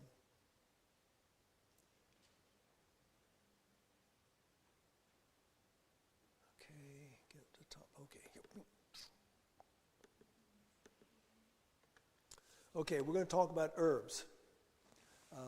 Herbs is God's medicine. And there's some interesting statements I want you to read here. After the entrance of sin, the heavenly husbandman transplanted the tree of the tree of life with all of Garden Eden. He took it back up to heaven. But it says the branches hang over the wall to the lower world. Through the redemption purchased by the blood of Christ, we may still eat of its life-giving fruit. So we claim the power of God, but I like this one. This is a great one too. The leaves of the tree of life are for the healing of the believing, repenting children of God who avail themselves of the blessing we found in what? That's herbs, trees, shrubs, and flowers. We can have the same power that we found in the tree of life. God still has it in there. So this should be your pharmacy first. I'm not saying you don't go to the pharmacy and get the drugs, because there's times when we don't know what to do. We take the drugs. But that's your last resort, not your first resort. So let's see what we get from plants. There are 250,000 known species of plants, but do you realize that 2 species go extinct every single day in the Amazon rainforest? They're decimating the Amazon rainforest. Okay? Less than 1% have been thoroughly tested for the medicinal value. But 25% of prescription medicines came from the idea of plants. Now you might say, oh good, we can take those prescription medicines. Wait for a minute on that one. 70% of all new drugs are coming from plants. They find out, like digitalis, where does that come from? Foxglove. Aspirin, where does it come from? I can't hear. That's part of it, all right? It's an aspen tree, and a part of the aspen is the white willow. It's the inside of the bark of the white willow bark. White willow tree is extremely good for pain. So aspen, and then we got the spirane, or meadowsweet, which is in the spirane family, which does the same thing. This is more of a European plant. If you take both of those together, aspen and spirea, and sort of put them together and change some letters, what do we got? Kills 16,500 people every year. It's a potent poison. Who said, let your food be your medicine and let your medicine be your food? Who said that? That was Aristotle, Hippocrates, I'm sorry. The father of modern medicine. What is an herb? Herbs come in many different varieties. We'll go over one at a time and let me get done with all that. Okay, first one. It can be seeds. What seed is that? Flaxseed. What's it good for? What properties does it have? I can't hear. My hearing, so I'll just tell you, it's high omega-3 fatty acid. It is an anti-inflammatory. It is a high fiber food. Those are three things enough to sit and say that's great stuff. We should take that every single day. All right, fruit are herbs. You ever heard this term, an apple a day keeps the doctor away? I've got a whole slide, a series of slides on just what we find in an apple. It is amazing food. Flowers. What flower do we have here? Red clover. It's good for cancer. It's an anti-cancer food. We give this to our cancer people. Leaves. What leaf is that? Eucalyptus, one of the best things in the world you can do for your lungs, for your whole respiratory system. Roots. We've already talked about the ginger. Great for diabetes and an upset stomach. If we have patients who've been on chemotherapy, ginger tea will settle their stomach right down. And then there's bark. What bark is this? That's cinnamon. Again, it's a good medicine. Not something we should be eating every day, but it is medicine. What do we use herbs for? We can use it for medicine. All right, which one is that? Echinacea or the purple coneflower. Natural antibiotic. We can use them for food. We eat herbs every day for food. We can use them for perfume. What's it good for? It's lavender. It's good for?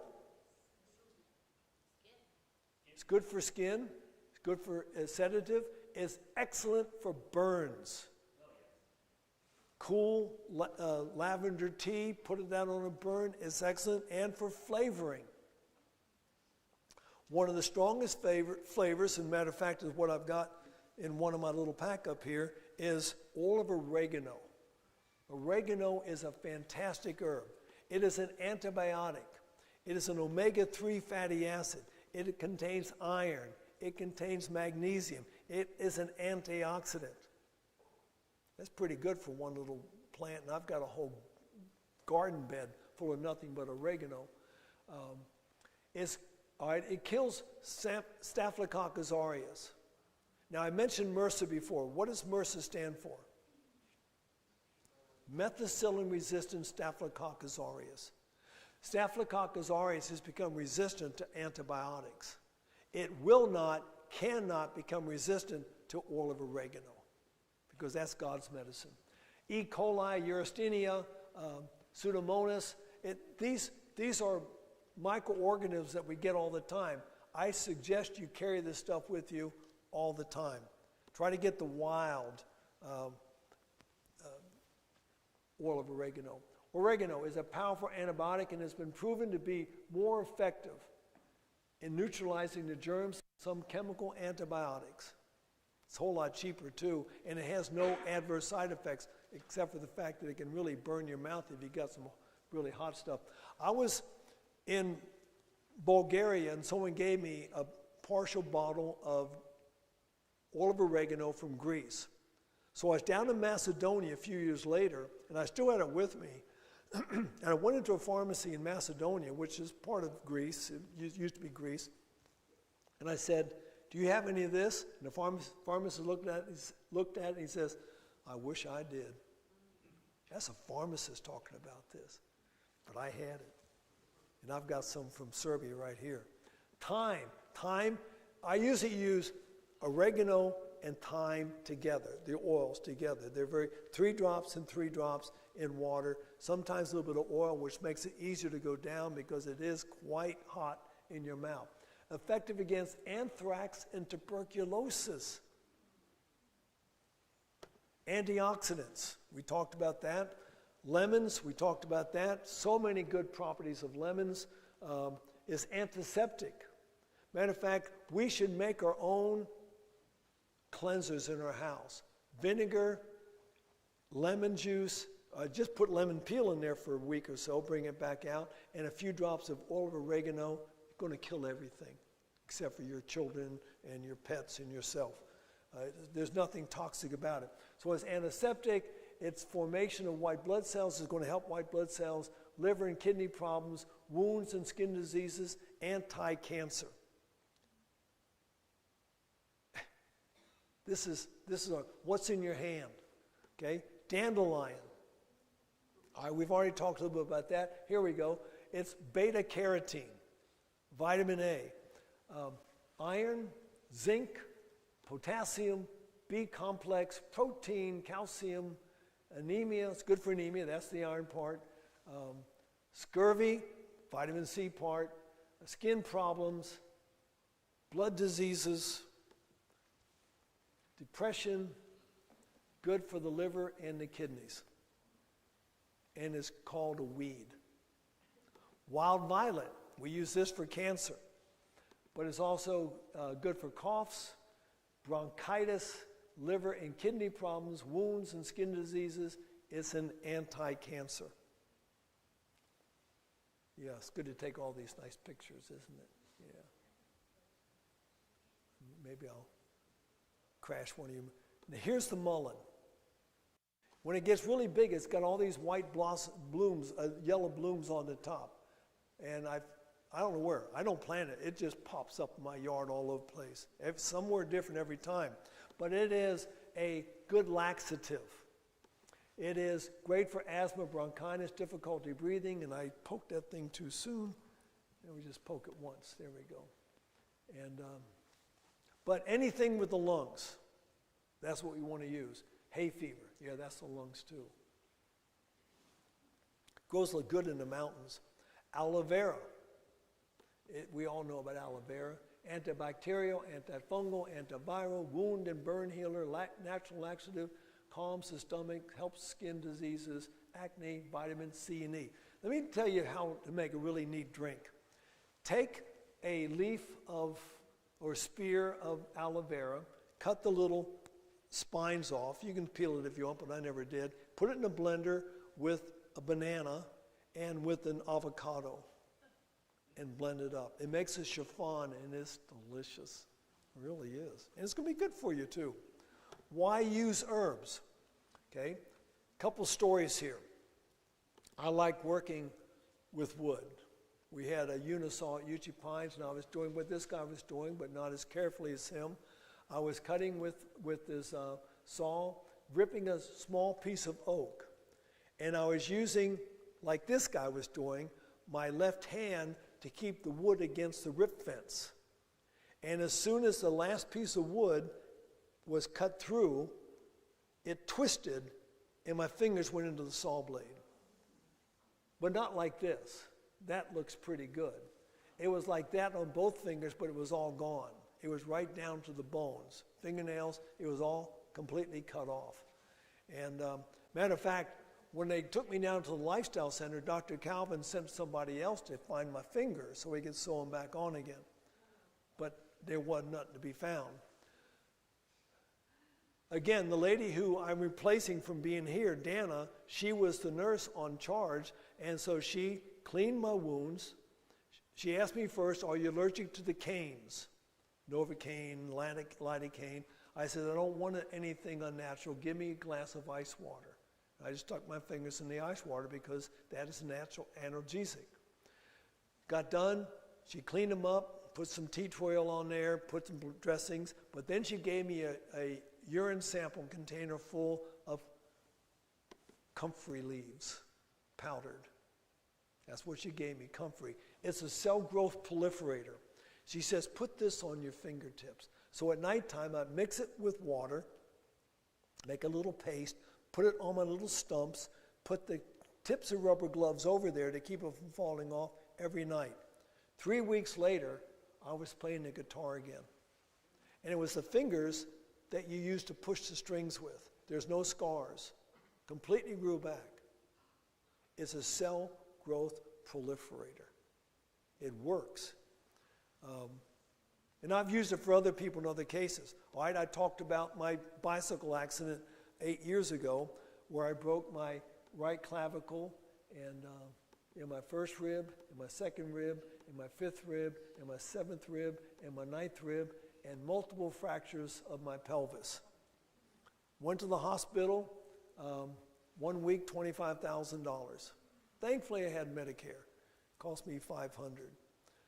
But when I got back to Uchee Pines, and have you ever had a broken rib?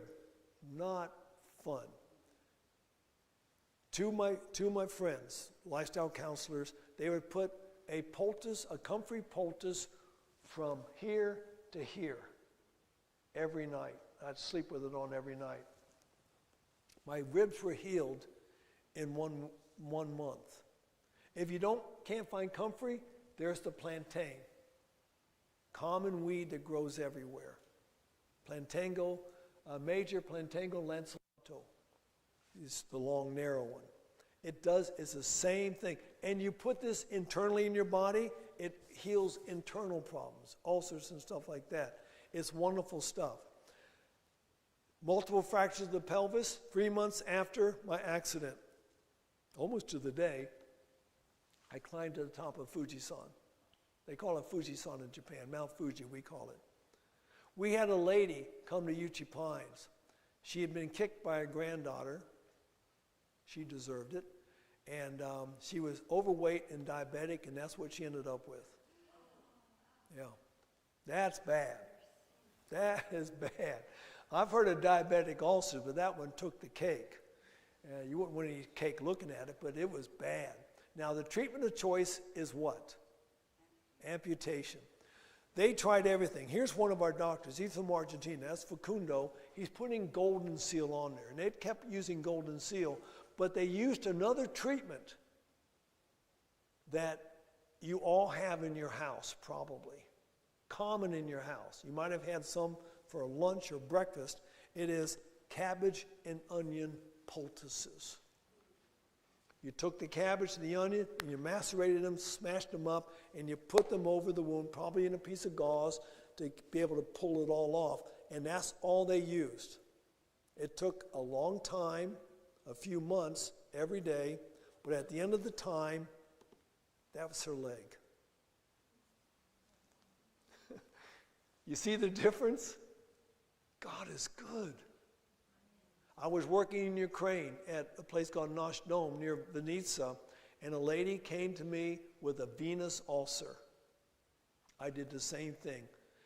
The onions were too hot. I said, back off the onions, just use the cabbage. It'll heal the wounds. It's amazing.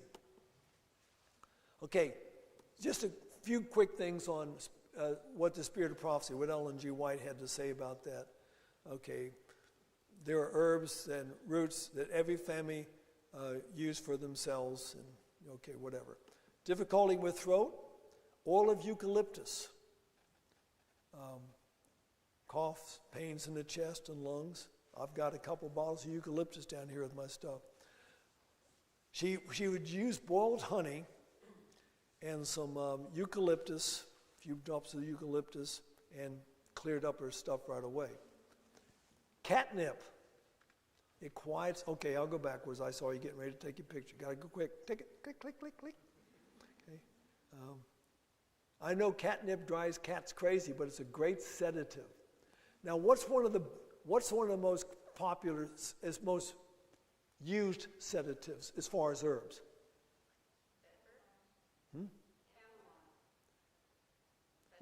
Okay, I guess that's what I think is more. I'm thinking about valerian. Now, how many have ever smelled valerian tea? How many have ever smelled really dirty athletic socks? It's about the same.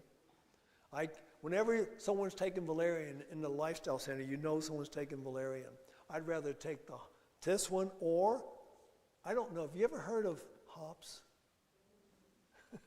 You got any hops growing around this place? It's a great sedative. It'll put you right to sleep. Matter of fact,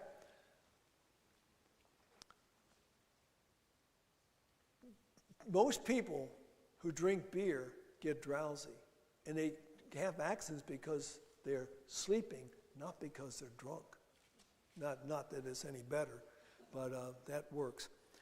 Walking amongst evergreen trees. There's healing in the balsam and the pine, Sister White says. What happens here, these trees put off negatively ionized air. It's very relaxing. Remember the word yesterday about taking in the atmosphere of the forest? It's a Japanese word.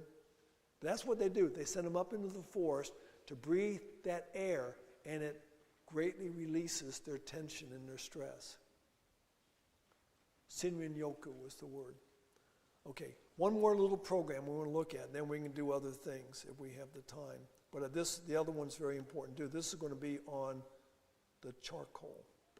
And I know you all know charcoal, but I like to give the program anyway. Wrong one.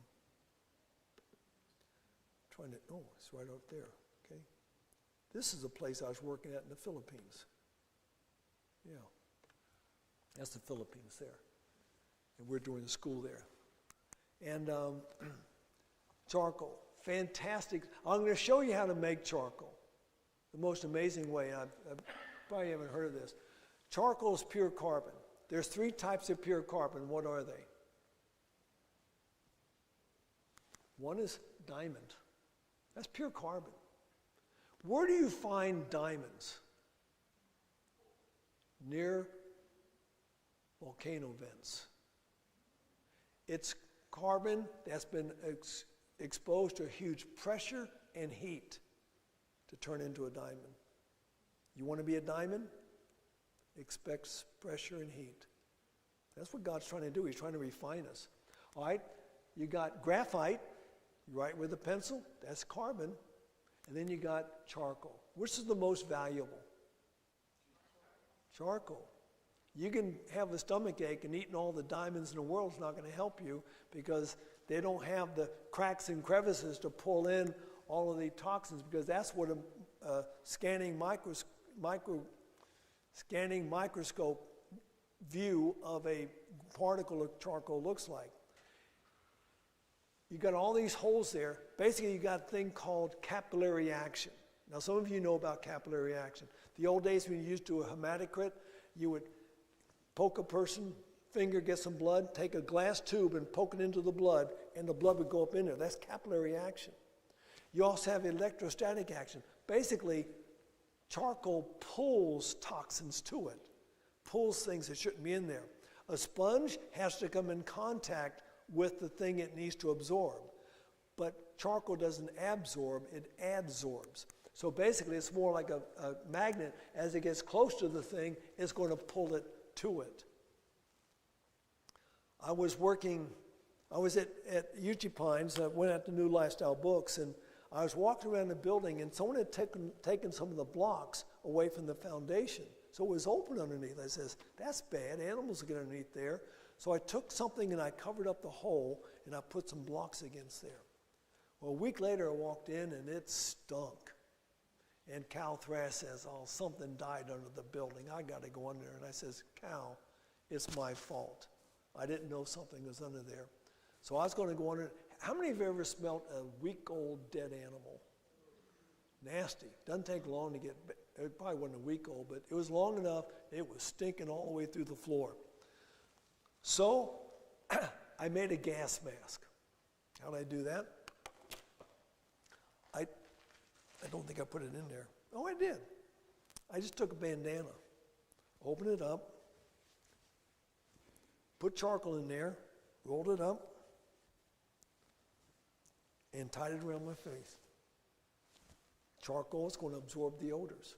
I didn't smell when I was underneath. I took a jar of charcoal with me. First thing I did is I found the animal. Thankfully, it had died on a piece of roofing, so I pulled this huge bloated thing out. It was, I think, a raccoon. Then I just took the lid and I just splattered charcoal underneath. Next day, you couldn't smell a thing. It takes up odors. I'm getting ahead of myself. Charcoal comes in many forms. You got tablets, you got capsules, you got powder, but it does not come in burned food. Burned food is carcinogenic. Now, there's some charcoal value in there, but all this stuff that's not completely carbonized is not going to be good for you. So don't use that. And if you burn your toast, feed it to the squirrels that have a death wish in the middle of the roads. Charcoal advantage. You can make your own. Now, these were my students in Moldova. We used to dig a pit. We build a fire in there. We cover it up. And the next day, we'd have charcoal. Not the good way to do it anymore. Here's the way you need to make it. You go to a thrift store, or you wait for someone to send you their cookies at Christmas time, and you keep the tins. You ever seen these tins? Usually got pretty pictures on there. You take the tin, and you take all the cookies, and you throw them away because they're not healthy for you. And then what you do is you poke some holes in the lid. I usually used to just do one. I do a few more now. But I also put holes in the lid, and I put screws in because pressure's going to build up and the lid can pop off. So I put the holes in the lid. Then I fill it full of pieces of wood, maybe a finger thickness or a pencil thickness, low resin wood. Coconut hulls are great. Willow is one of the best. I'm sure cottonwood is good.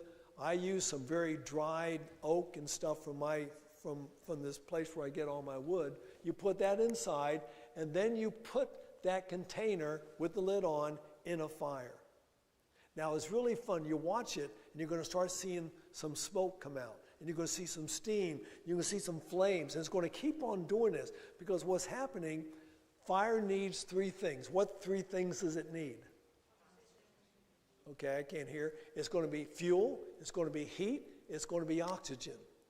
Well, there's no oxygen because of the chimney effect. Everything is coming out, but you got enough heat, and basically all the minerals and all the other things are vaporizing, and they're coming out, and they're igniting as they come out because now they got air.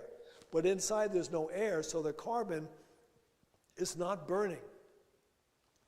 When everything stops coming out, you remove it, and when you open it up, you've got charcoal. Now, people always get wrapped around the axle thinking about activated charcoal. What does activated mean? If you burn wood, what's going to result? What are you going to have left? Ashes, right? Well, between starting it and ashes, you've got charcoal. So if you're making it like I used to do it in a pit, you're going to have a lot of ashes, and you've got the charcoal, and you've got all these cracks and crevices. So a lot of the ashes are in the cracks and crevices. So it doesn't have as much drawing power. It's got power. It's got enough, but not enough. What you do when you do it like this, there's no ash. Everything's been consumed, and that is activated charcoal. You don't activate it by plugging it into a plug. It's just the fact that it doesn't have much ash. Then you can blend it up in a blender to make it powder. You can pound it. You can just take it like that. You can take a piece of that and bite it off and chew it and get the same effect. That's how you make charcoal. You put it in an airtight jar because any time you expose it to the air, it's going to be drawing in bad things in the air. You don't want that to happen. These guys are making it into powder. Simple to use. You just put it in water and drink it. It's totally harmless. You can't overdose on charcoal. Some people say it's going to take up my nutrients. Not going to take up your nutrients. It only takes up bad things. Internal uses, you can use it for poisoning.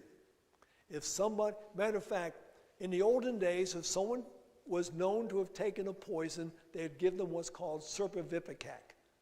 What does serpivipacac do? Makes you throw up. Trouble is, some people did not throw up with serpivipacac. Serpivipacac itself is a poison. That's why you're throwing it up. And so they give the person another dose of serpivipacac. Didn't throw up, another dose until they poisoned them with the serpivipacac. So then they discovered charcoal was pretty good. So then they started giving them serpivipacac and charcoal. Man, talk about projectile vomiting and a mess all over the room, because now you got this black stuff all over the place. Now they just use, in most emergency rooms, they use charcoal for poisoning cases because it's going to take it up right through the intestinal tract. In 1813, before the French Academy of Scientists, a scientist took enough, you'll have it there, a teaspoon of arsenic, enough to kill 150 men. He mixed it with charcoal powder, water, and he drank it down. They weren't waiting for him to fall down dead. He didn't. It took it all. It all was in the charcoal, took it right out of his body. Wonderful stuff. What do we say there? Mixed well with charcoal. Yeah, we got that. We got that. Make you constipated, though? Huh? I hear it makes you constipated. Okay, because it takes up moisture. You think how much water do you think a tablespoon of charcoal is going to take up? 4 gallons? 3 gallons?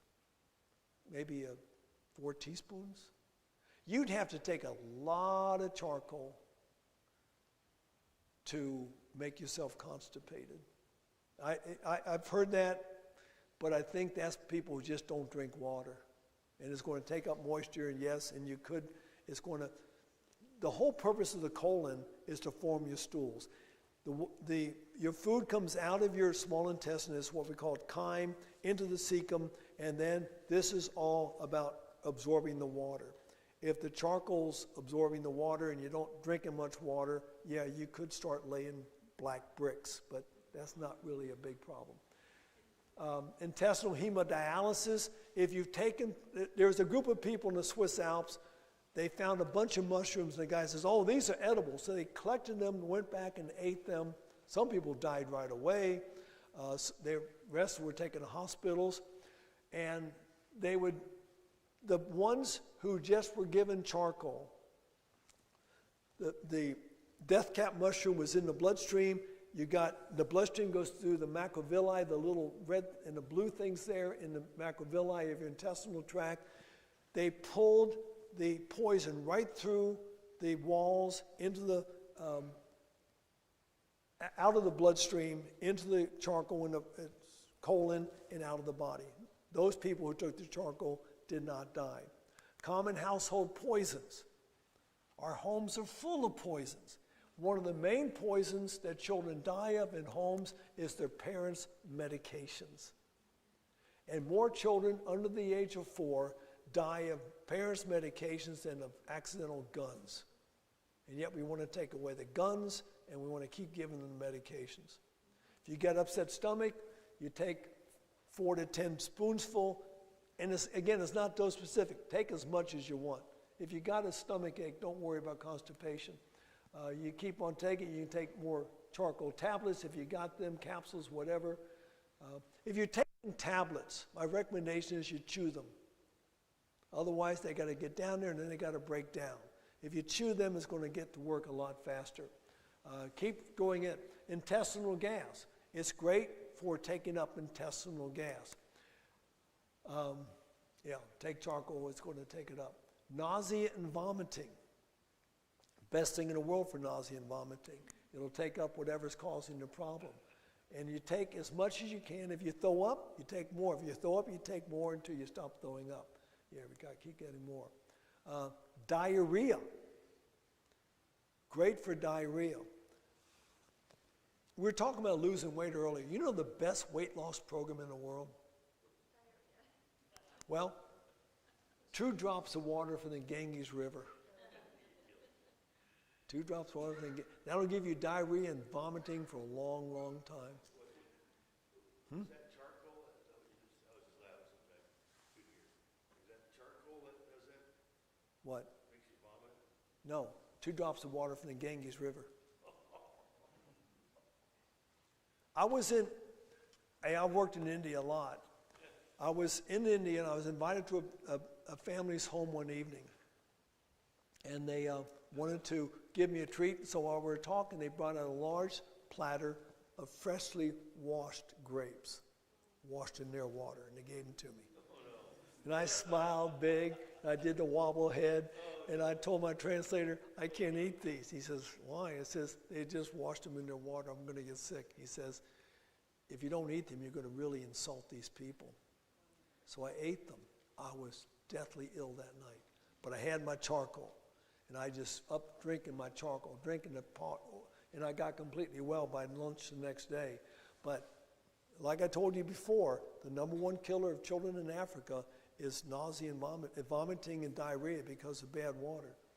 And you know what the people in India consider the water in the Ganges River? It's the sacred urine of Rama. And they go and bathe in it and all kinds of nice stuff. Okay, so you take more until you get done. All right, it's good for taking up odors. Almost every water filter is charcoal water filter, so we can do it ourselves. Matter of fact, I usually put charcoal sticks in my water bottle. It's always that I've made myself. Bad odors, I've already talked about bad odors. Removing blemishes. Now, she's not doing blackface. Basically, what she's doing is pulling, we'll go through it here. There's painting the stuff on. What are they painting on? Bentonite clay. There's various formulas. This is one. Bentonite clay, you mix that with charcoal powder. You mix that with some honey. You add a little water. And you paint that on the face. Make sure you're not painting it near your eyebrows or hair thing, because it's going to harden. It's going to dry. And you let it dry, and then you pull it off. All right, this is another way. You can use Elmer's glue. That's the way I do it, because I don't have a whole lot of bentonite clay. And you use charcoal powder and some peppermint oil. But there, if you're using peppermint oil, again, keep it away from your eyes, because that's very irritating to your eyes. And just mix that together, and you paint it on the face. And yeah, she's having a good time painting on her face. And then you can peel it off. It comes off almost like that. You just peel it off, and the charcoal has pulled any impurities out of your skin, and it gets stuck to the glue or the clay, and you look on the inside, and you see all your blackheads and your whiteheads and all that nasty stuff. It's a great way to clean your skin. And it doesn't leave a stain on your face. I like doing it. It's sort of fun. Another thing you can do, matter of fact, this is charcoal toothpaste. Let's see. I've got a charcoal toothbrush here somewhere. My sister keeps sending me everything made with charcoal. Charcoal toothbrush. I got charcoal dental floss. I got charcoal soap. I got charcoal deodorant. She sends me everything in the world that's made with charcoal, because she knows I like charcoal. I doubt she ever touches this stuff. But it's very good for whitening your teeth. So here's a person before and after. Now, sometimes it's not that spectacular, but charcoal is mildly abrasive. It can help clean off your teeth. Have you ever been to the dentist and they're cleaning your teeth with that gray stuff? That's charcoal. Charcoal and some paste to hold it together. And you're charging you $50 when you could do it at your home for free.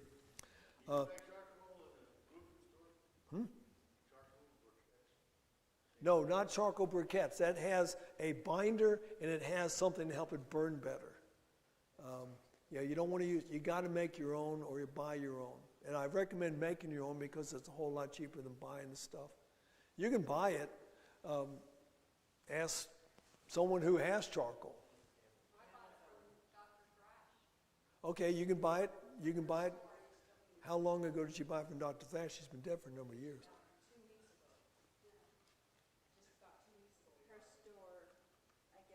Yeah, Country Life or the store there at the Lifestyle Center. You can buy it there. You can buy it in Amazon. You can buy everything on Amazon. Support Christian places if you can. All right, we're making a charcoal poultice here. Let me just go back and how they make that.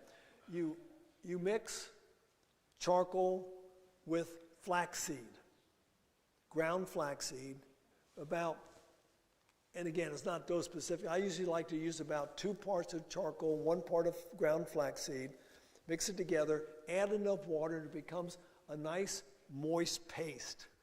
You don't want to be too dry, but the flaxseed creates a gel and it holds the moisture better. And then you put it on a paper towel or a hospital chuck, and I've got one of those up here too, and then you fold it over and you put it on whatever the problem is, a bee sting, a snake bite, an infesting wound, and wrap it in plastic to keep it from leaking out, and it will pull all the toxins out. You can put it over an earache. When I lived in Missouri, I bought some horses. I won't go into the whole story, but this is one of the horses I bought. I didn't realize it looked like that because I bought it sight unseen, and it had a bad infected eye. So I decided I would use charcoal on the horse. I mixed up charcoal poultices, and I put it on over his eye area, and then I said I'm going to give it internally too. So I took a stainless steel bowl, I chopped up an apple, added charcoal, terminato sugar, some flaxseed, and water, and made it into horse jelly beans. Horse loved them. That horse got completely well. Nothing wrong with the eye after I got done. It was wonderful.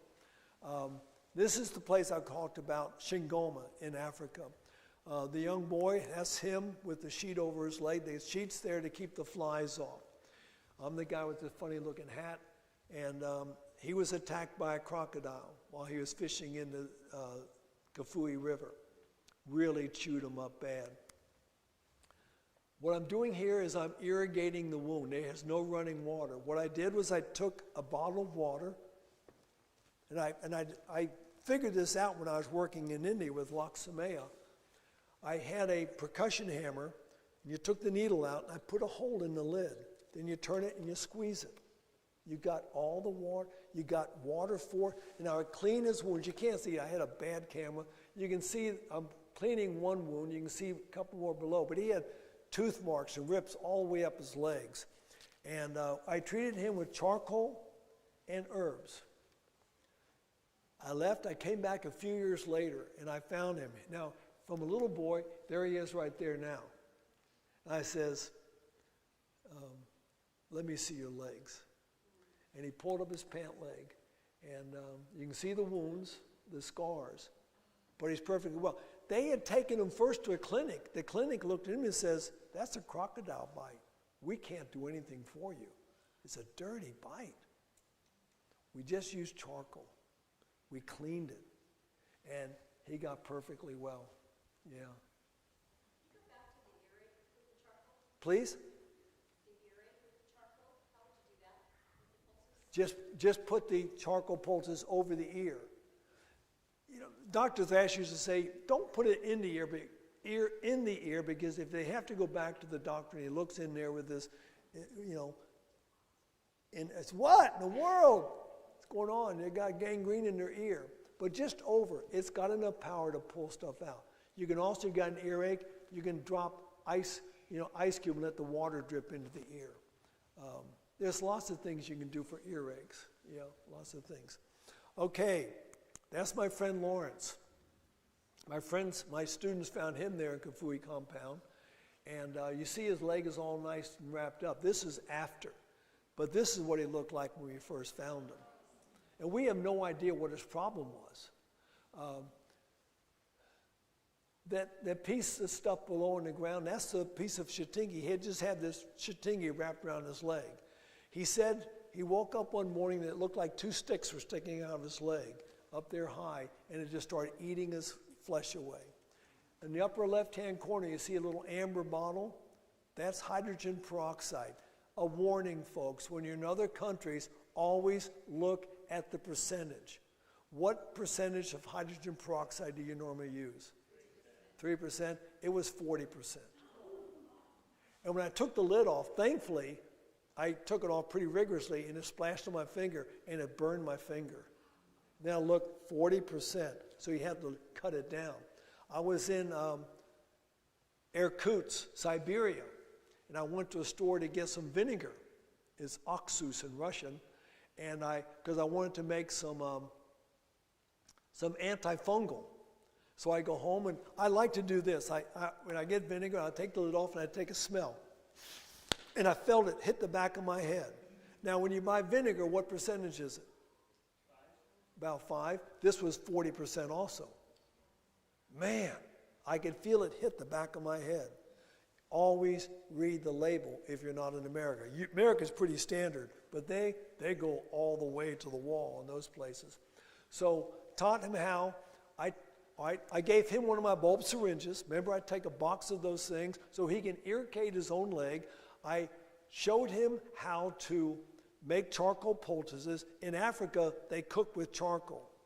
I gave him most of the things he needed, but one thing he didn't have is bandaging material. I went to a store and I bought, I think, 5 meters of muslin about this wide. That's a lot of bandaging. And I showed him how to bandage his leg. And he did fine. But here's the key. I was only going to be there for a while. I taught him to take care of himself. But what did we talk about yesterday? The mind. I left. My students left. He was a Catholic. No one ever came to visit him after we left. I remember one time as I was working with, his name was Lawrence, lovely man. His wife every once in a while would come around and he always smelled alcohol. And, ignorant me, I says, Lawrence, where does she get money for alcohol? She sells her body. I came back 7 years later looking for him, and he had committed suicide. We got to heal the heart, not just the body. Took care of the leg, but no one is left there to take care of the heart. The mind is what we're really talking about there. That's the little girl I talked about with the ear. It looks so much like MRSA. Look at her eyes. What are their eyes telling you? Crying all the time. This is a week later, after my students took the what's in your hand to her. Completely well. Amazing things can happen. This is the fella, this old man in Moldova. He had this big ulcer on his leg. And my students, this is just a young guy, just simple guy, high school graduate. He's debriding the wound. This is another student, and he was helping them debride the wound. The young guy on the right, he now runs an institution in,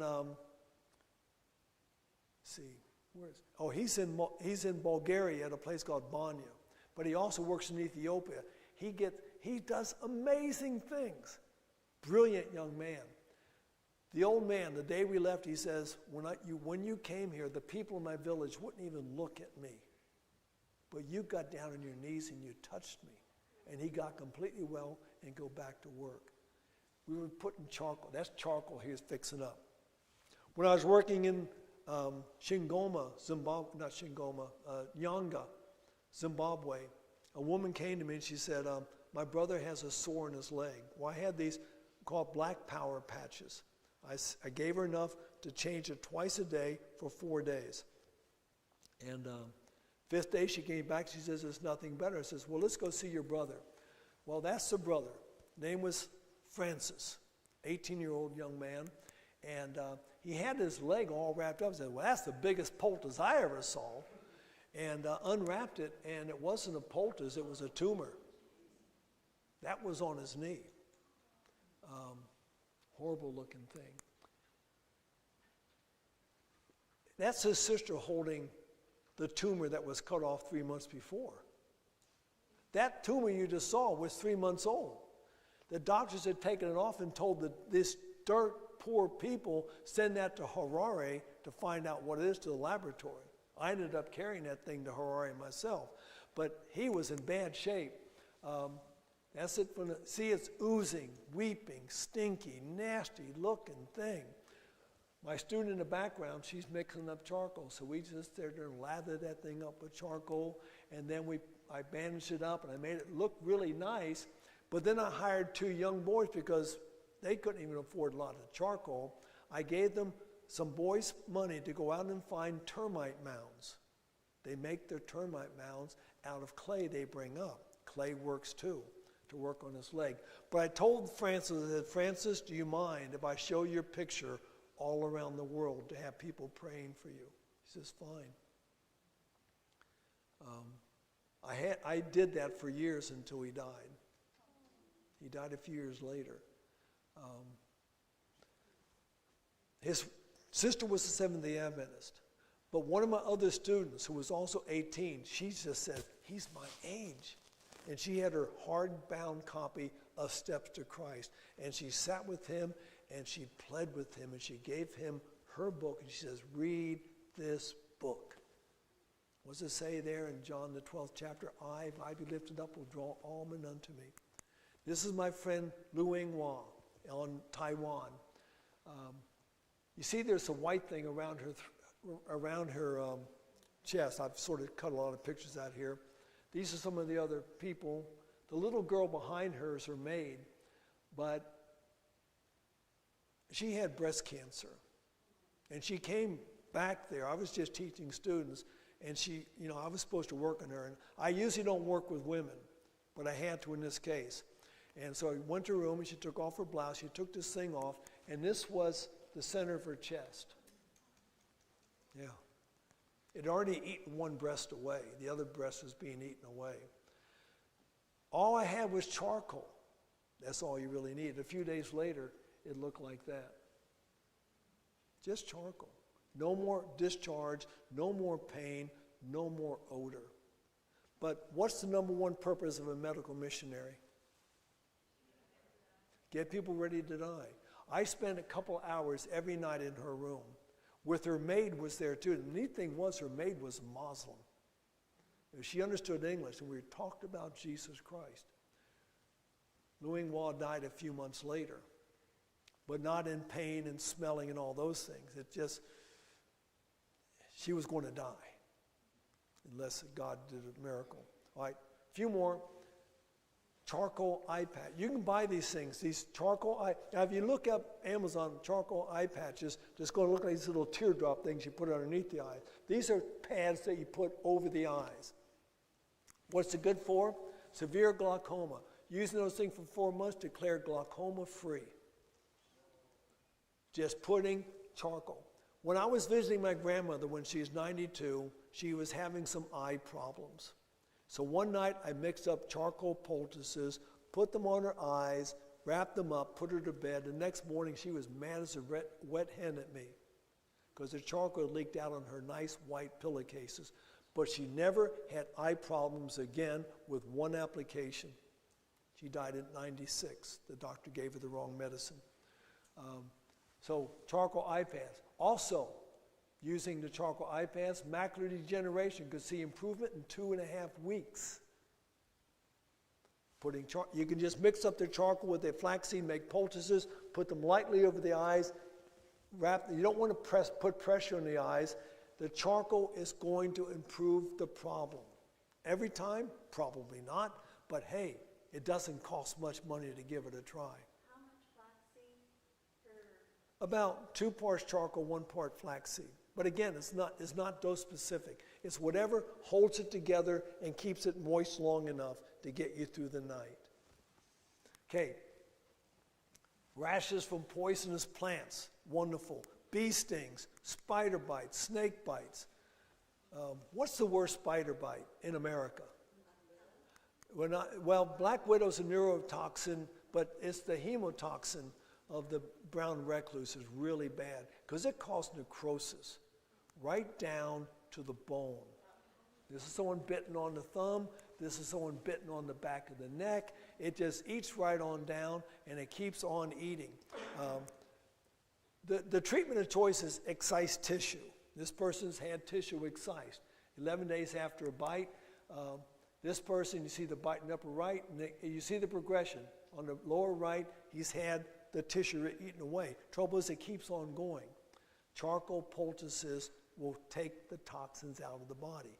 Yes? Does this work, charcoal poultices on eczema? You could try it, but there's other things to do for eczema. And send me an email. I'll give you a protocol on eczema and all those things. Fire ants. Now, thankfully, you probably don't have fire ants here in Idaho, but they're on their way. They're marching slowly north from South America. But the fire ant, it doesn't catch on fire, but when it stings you, it feels like fire. And the thing of it is, if you're standing on a fire ant hill, you don't feel them. They crawl up your legs, and they send out a chemical signal, and they all sting at the same time. Well, I was in my office one time, and I heard some woman screaming. She ran into my office, and her baby, her young child, had gotten into an anthill and got covered with them. Bit all over the body. Where are they coming from? South America. The ones we got in America came in on a ship, they figure, in New Orleans, and have been marching north. When I was, but they're bad. They're really bad. Where are they at now? They're I don't know how far they got. They're not in Kentucky yet, I hope. But they're marching. Armadillos are coming north too. That's not indigenous to us. So anyway, the woman, this can kill a cow. So I grabbed the child, ran into outside of our dark room, put the child in a deep sink, turned on water, just like this, and I dumped charcoal in that, and I had that child up to charcoal to his neck for about an hour. Brought it out, gave it back to the mother. She went about her business completely fine. It took all the toxins out of her body. Now, if I get a bee sting or some type of bite, I use my zapper. This is a zapper. Basically, it puts out electrical charge. And if I do it right here, I hit the nerve and I feel it all the way down to my thumb. But it will denature the protein that causes the problem. If a mosquito bite, a tick bite, a bee sting, whatever else, I just do that. It's a magneto. You can see a little spark if you got close. And I use that a lot. Okay. I forget where I got that one, but just look up maybe a sting zapper on Amazon or somewhere. I've got others in the past, but you'll find it if you really want it. Okay. This is the Bible verse that goes, this is the Bible verse about charcoal. God has chosen the foolish things of the world to put to shame the wise, and God has chosen the weak things of the world to put to shame the things which are mighty. Charcoal. Sister White says something interesting about charcoal. She says, if I could give it some outlandish name, it would be far more popular. Yeah. Charcoal? You kidding me? I grill my steaks over charcoal. Any questions? Yeah. When you made the poultice with the charcoal and the flaxseed, do you grind the seeds, or just as they are? No, I grind them. But when you grind flax seeds, you grind them and use them. Because omega-3s oxidize very quickly. That means they go rancid. I've got a little seed mill, and I put my seeds in there, dump it on my cereal and eat it right now. If you store them in the refrigerator, that can last a little bit longer, but still, do it fresh.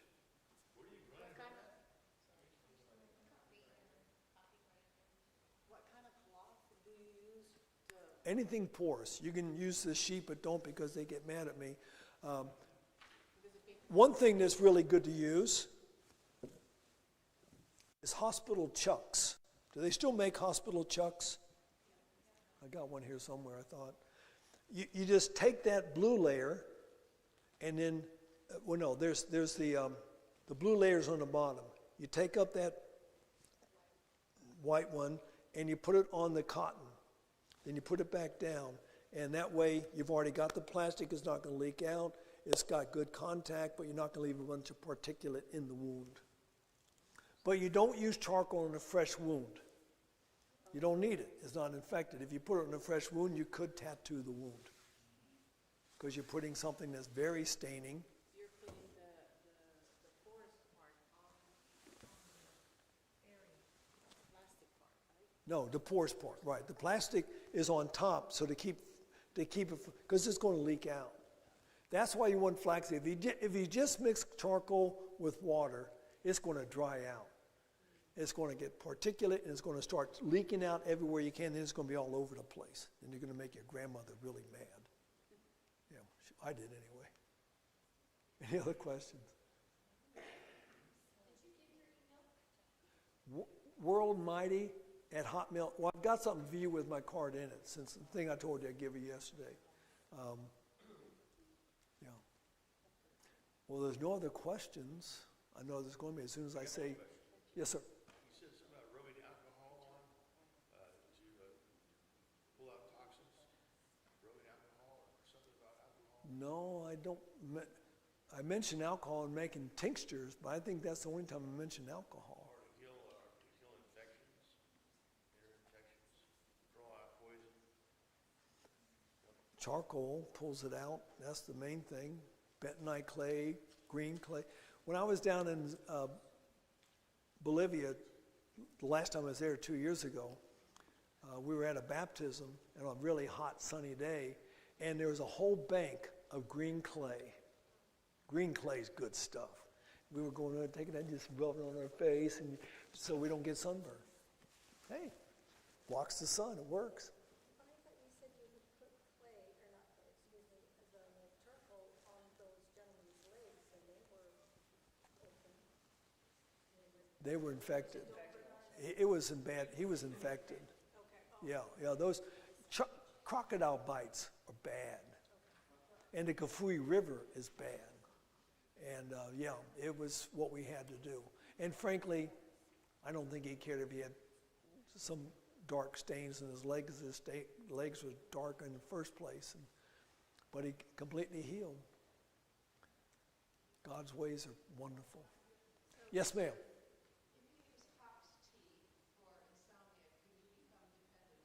No, it doesn't have any alcohol effect on you. I mean, Sister White's the one that recommended it. And so, but if you have chronic insomnia, we got to figure out what else might be the problem that's giving you chronic insomnia.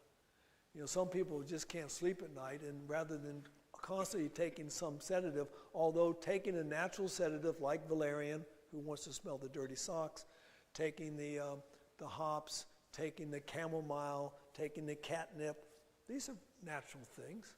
A lot of people take a cup of herb tea at night. No problem with that. If that helps you sleep, that floats your boat. I sometimes take melatonin, 5 milligrams. That sometimes helps.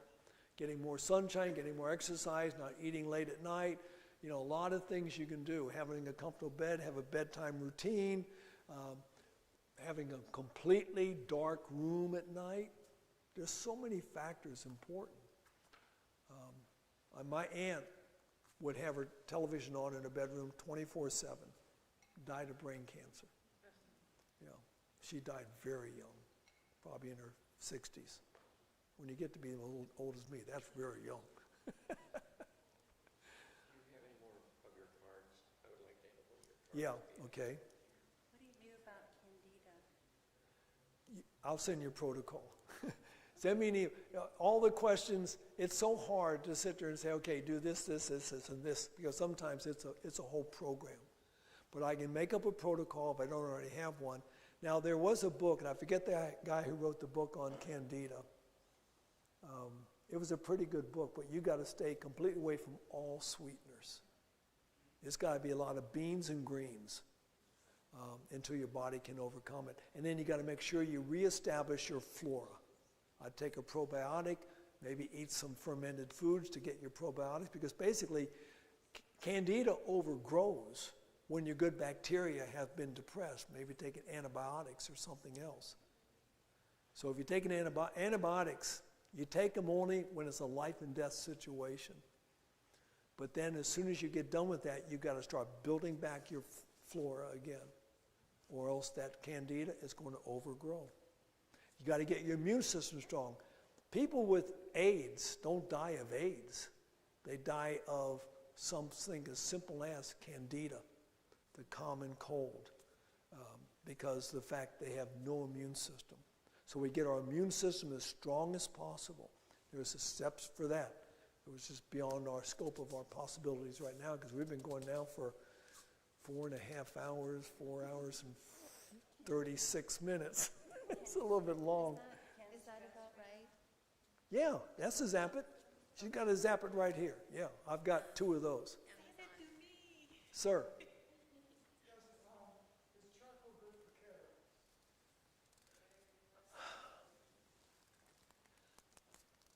I haven't heard that it's good for cataracts, but here's what I would do. I would try that before I did the surgery. I mean, the thing of it is, it can't hurt to try. It's certainly not going to do any damage. You might look like your wife punched you a couple of times if it leaks a little bit. Other than that, lemon juice. I've heard of lemon juice. I've heard of cayenne pepper in your eyes. Now, for those of you who are really tougher than me, go ahead and do it. But I'm not going to put no cayenne pepper in my eyes. Stay out of the sunshine. Protect your eyes. Don't drink milk. Lactose causes cataracts. Yes, lymphoma. Lymphoma. Non-Hodgkin's lymphoma. Okay. You write me an email. Okay. We're running You have out of something time. for that? There are simple things you can do that promote. Whatever promotes it, we got to quit doing what promotes it. But we can get some good success with non-Hodgkin's lymphoma. Can stress make candida grow? Stress? Stress is bad for candida. Stress is really bad for H. pylori. I had a friend who was written up with H. pylori. As soon as he left UG Pines out of a stressful situation, never had a problem again. Stress exacerbates everything. Everything. You just got to get to the point where do that parasympathetic nervous system thing. Everything's okay now. And learn to love whippoorwills. You remember the story. Let's have a word of prayer, okay? Father in heaven, we are thankful for the time we've had to spend together these last 3 days. We've talked fast. Well, I've talked fast. And we've covered a lot of territory. But may this just be the beginning, Father, of the progress in learning not how to take care, just how to take care of ourselves, but people all around us need the simple things we've learned here today. And if we do not use them, we will lose them. So give us courage, give us opportunities, give us wisdom, we pray in Christ's name and for his sake. Amen.